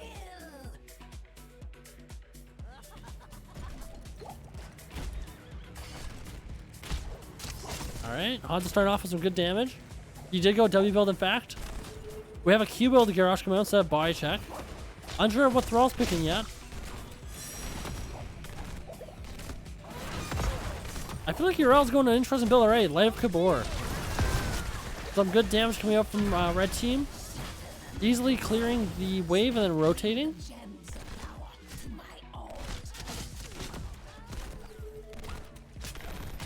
So far, this is a pretty standard draft, actually. I think it's kind of like definitely the most boring one that we've seen all night. Oh, Raynor's getting kind of caught out, trying to do stall himself for as long as possible versus the Garrosh. Ends up dying either way, unfortunately. There's some pretty good stacks here from CPX. Again, there's a pretty good wave clear. Yrel has to rotate to stop this Blaze from clearing. At level 4, Blaze really out-clears a Yrel.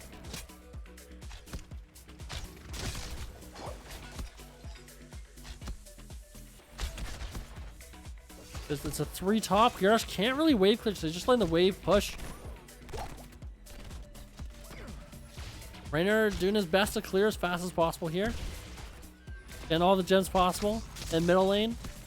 Top lane, I mean, they have an interesting split going on here. 2-2. Looks like they're trying to group up now. Maybe rotate onto the Blaze. Getting some free damage off onto the blue team. Not much has really happened yet. This is one of those chill games so far. But I think with the Tyrael, things are going to get very spicy very fast. You're all diving in, trying to get some damage off onto the Thrall. Garrosh taking a lot of damage, being forced to back off because of the Raynor. Yrel doing her best. Has to rotate back bot lane.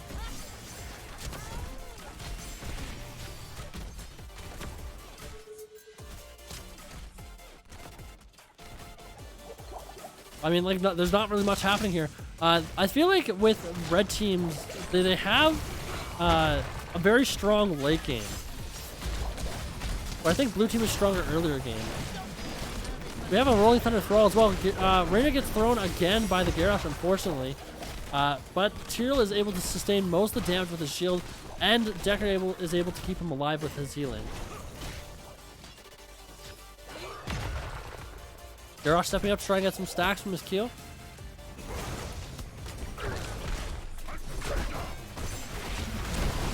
Lots of damage coming out from the Garrosh, or from the blue team. Junkrat doing quite a bit there. Ruby comes out, drops quite a few potions.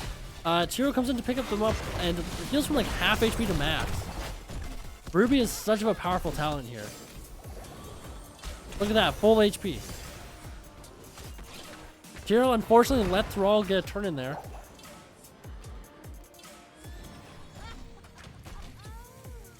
Garrosh looking at a throw. Let's see what happens here. Doesn't want to throw in a Tyrael. Yeah, nothing really happens when Tyrael gets thrown in like that. Might be... Oh, that was a great mine coming up from the Junkrat into towers. Tyrael might fall just because of that. Tyrell's trying to stall his life as best as possible here. Might be able to get Q over the wall. He's making them do circles here. Tyrael trying his best to live, but I don't think he... Oh my god, does he actually make it out alive? Tyrael makes it out alive with 500 health. That was such a crazy juke. Blue team trying to get the turn in. That's a Garrosh stun onto the Hanzo into throw, but not much follow-up, and unfortunately Hanzo can just jump right over the wall, saving himself. And the first turn in here would actually decide quite a bit of the game, but both teams are really trying to push for it. They're pretty close in which team has what turned in. Tyrael again escaping with like almost no damage taken. Red team gets their objective turn in through the bot turn in. So this is going to be very, very good for red team. Blue team doesn't have that great of wave clear in comparison, but I think that should be good enough. You're all diving in on the Malfurion and get some damage off. Knocks the Garrosh out of his stun.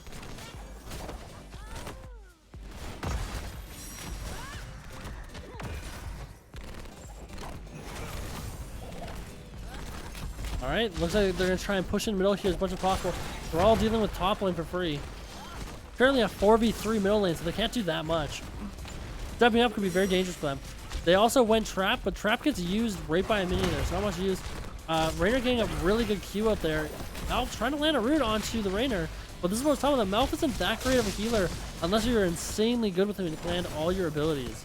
There's just better healers out there. A good dive there from the Yrel, trying to get some damage onto the Garrosh. It's a double root as well, but no follow-up, unfortunately. Currently a 4v4 middle lane. Thrall is looking to rotate down right now. It's actually a 4v3. Sorry, 4v5.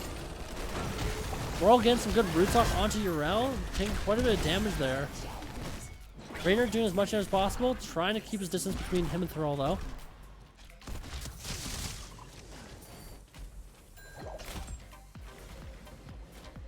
I'm excited to see what type of value they get out of Sanctification here, because I feel like there's not that much value. Blaze gets the turn in barely, even though Tiro did see it coming, and he secures the turn in for his team. The first turn in decides a lot about the game, but it doesn't get a whole lot done, where the second turn in becomes a lot stronger.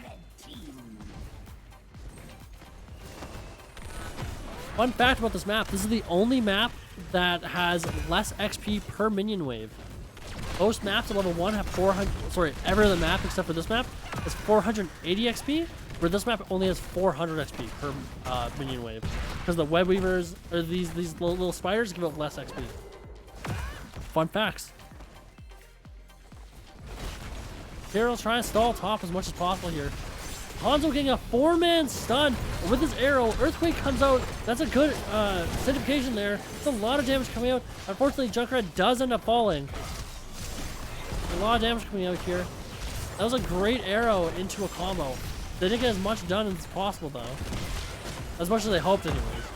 That's a good dive. Unfortunately, Yrel's dive into the Garrosh turned out poorly when she got taunted and thrown. Learning lessons right there.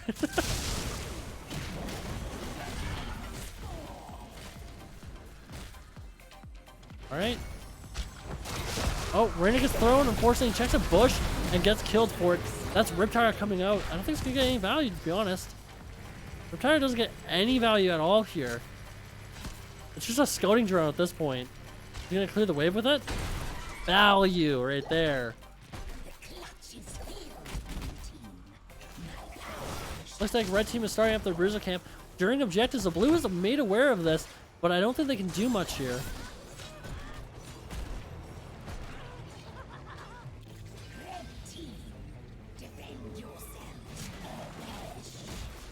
I'm rooting here for blue team because this is a it would be a very, very close match if they end up winning here.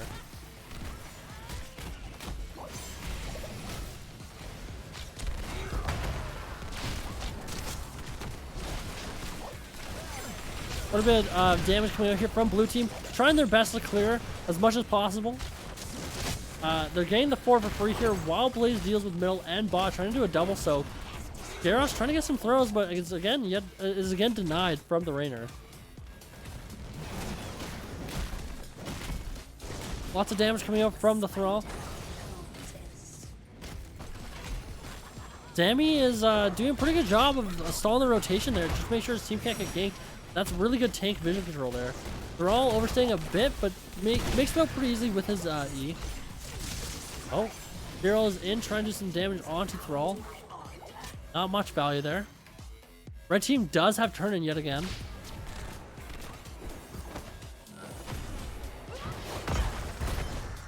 Everyone on their team has turned in except for Deckard to actually have this turn in work. Raynor misses his Q. Thrall gets the root off. Garrosh getting the taunt. possibly a throw. Throw comes out. Looks like Raynor actually does make it alive though from the Hanzo stun. Here comes Riptire. Oh, that's a good indestructible, or invulnerable rather. Certification comes out. Blaze using his bunker and getting some pretty good stuns onto the 3-stack there. Urel's on the backline absorbing all the damage. Tyrael doing so much as well, especially with Deckard's level 13. Tyrael gets booped into their base. I think he makes it out though, fine, sees Tyrael. Urel dives in, taking quite a bit of damage here from the Thrall, trying her best to sustain as much as possible. And Hanzo does in fact get a kill on Malfurion.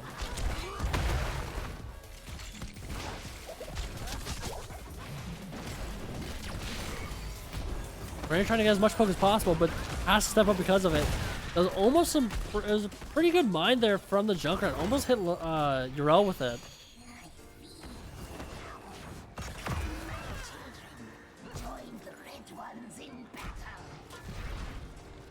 Alright, looks like they're trying to do their rotation.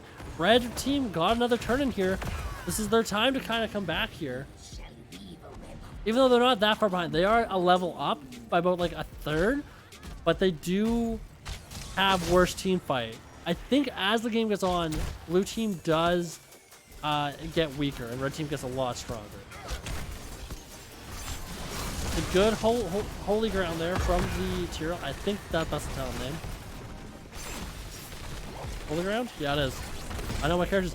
Good Hanzo are coming out onto two of them. Urel dives into them. Oh, Garrosh gets a good throw, saving Mouth's life. Garrosh taking quite a bit of damage. Gets a good taunt off onto the Tyrael. Tyrael's still able to make it out with lots of HP. Looks like a good gank onto... Oh no, Raynor. That was almost really bad. Earthquake comes out onto the red team here. Thrall still goes down. There's a great holy ground from the Tyrael. Tyrael has his sword up pretty soon here. I think he makes it out here fine. They're not even bother trying. This is turning out to be pretty bad for them. There's also a lot of pressure there on the map just from that one fight. But this game could still be anyone's game. Red team is almost 16, so blue team has to take a fight here before it's too late. Red team getting this bruiser means that's going to be almost impossible to fight them while they're mid lane. Blue team definitely had a weirder draft here. Urel dives in onto the Junkrat. Junkrat goes down from the Urel and the Hanzo doing so much damage. Bunker comes out but is ineffective here. Lots of abilities are used on the Urel, but most of them miss here. That was a good arrow whiff.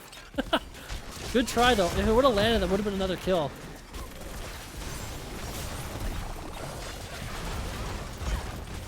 Alright, Urel dives in. That's a lot of ruby value there. Looks like they're poking out the Blaze here. Blaze is not going to make it all alive, sadly. That's 40 gems onto the ground that they're going to be able to pick up yet again. But they're going to lose a keep for losing that fight, and the red team is also going to secure level 16. Blue team has the perfect amount of gems for a turn-in right now, which means that everyone has to turn in for them to get a Web Weaver. While red team does the boss camp, this is probably the best time for blue team to try and get a kill or to try and get a turn-in, but they do not know where the red team is at, so it makes it kind of risky for them. But they have to take risks at this point of the game because they're too far behind. They're down a fort and a keep. They check it just a bit too slow and give up their possible advantage of turning in. Garrosh got his gems turned in, but unfortunately Maiev did not. If they got a turn, this would have been an entirely different scenario, but now they're probably going to lose this keep while assuming red team chooses to fight. It looks like they're going to opt for a turn-in instead. Blue team might lose all their keeps here with this objective plus a boss pushing.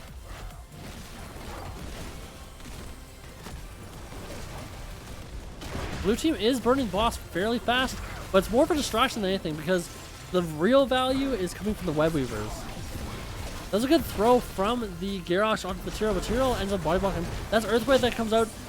Raynor kills the Maiev pretty easily. Junkrat is really low. Certification comes out, saving his team from a lot of damage. Blaze not able to do that much. Tries to get a stun off. Oh, there we go. Takes almost all of his HP. He's down to 500 HP as he leaves. That's one auto attack, and he does in fact go down. Raynor getting a triple kill here, and that is in fact game. Well played to CPX, or CPogX Fanclub, I guess. Keep on saying it wrong. I probably shouldn't type. Okay, it's a 1v5. You got this, Laurel. Well played from red team. So I think that means the red team won. I'm pretty sure.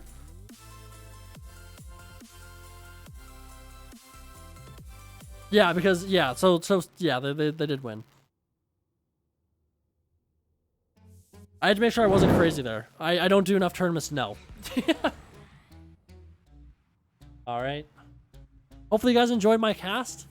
My camera would focus on me. That'd be great. If you guys did, you're free to follow me over at twitch.tv/SmokeyDrago. It's right there. I stream every Monday, Wednesday, and Friday. I'm just making sure that I'm not missing anything. Pretty sure it's over.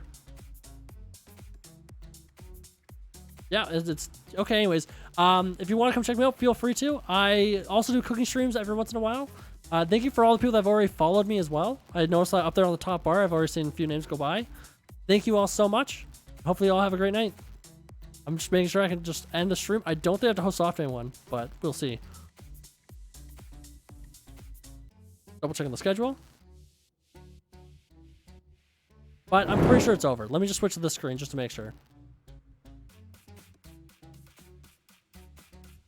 Yeah, so the next match is the 21st at 9 p.m. EST, and it's 2Trick versus a to-be-decided team. I'm going to assume it's one of the winners from today's match.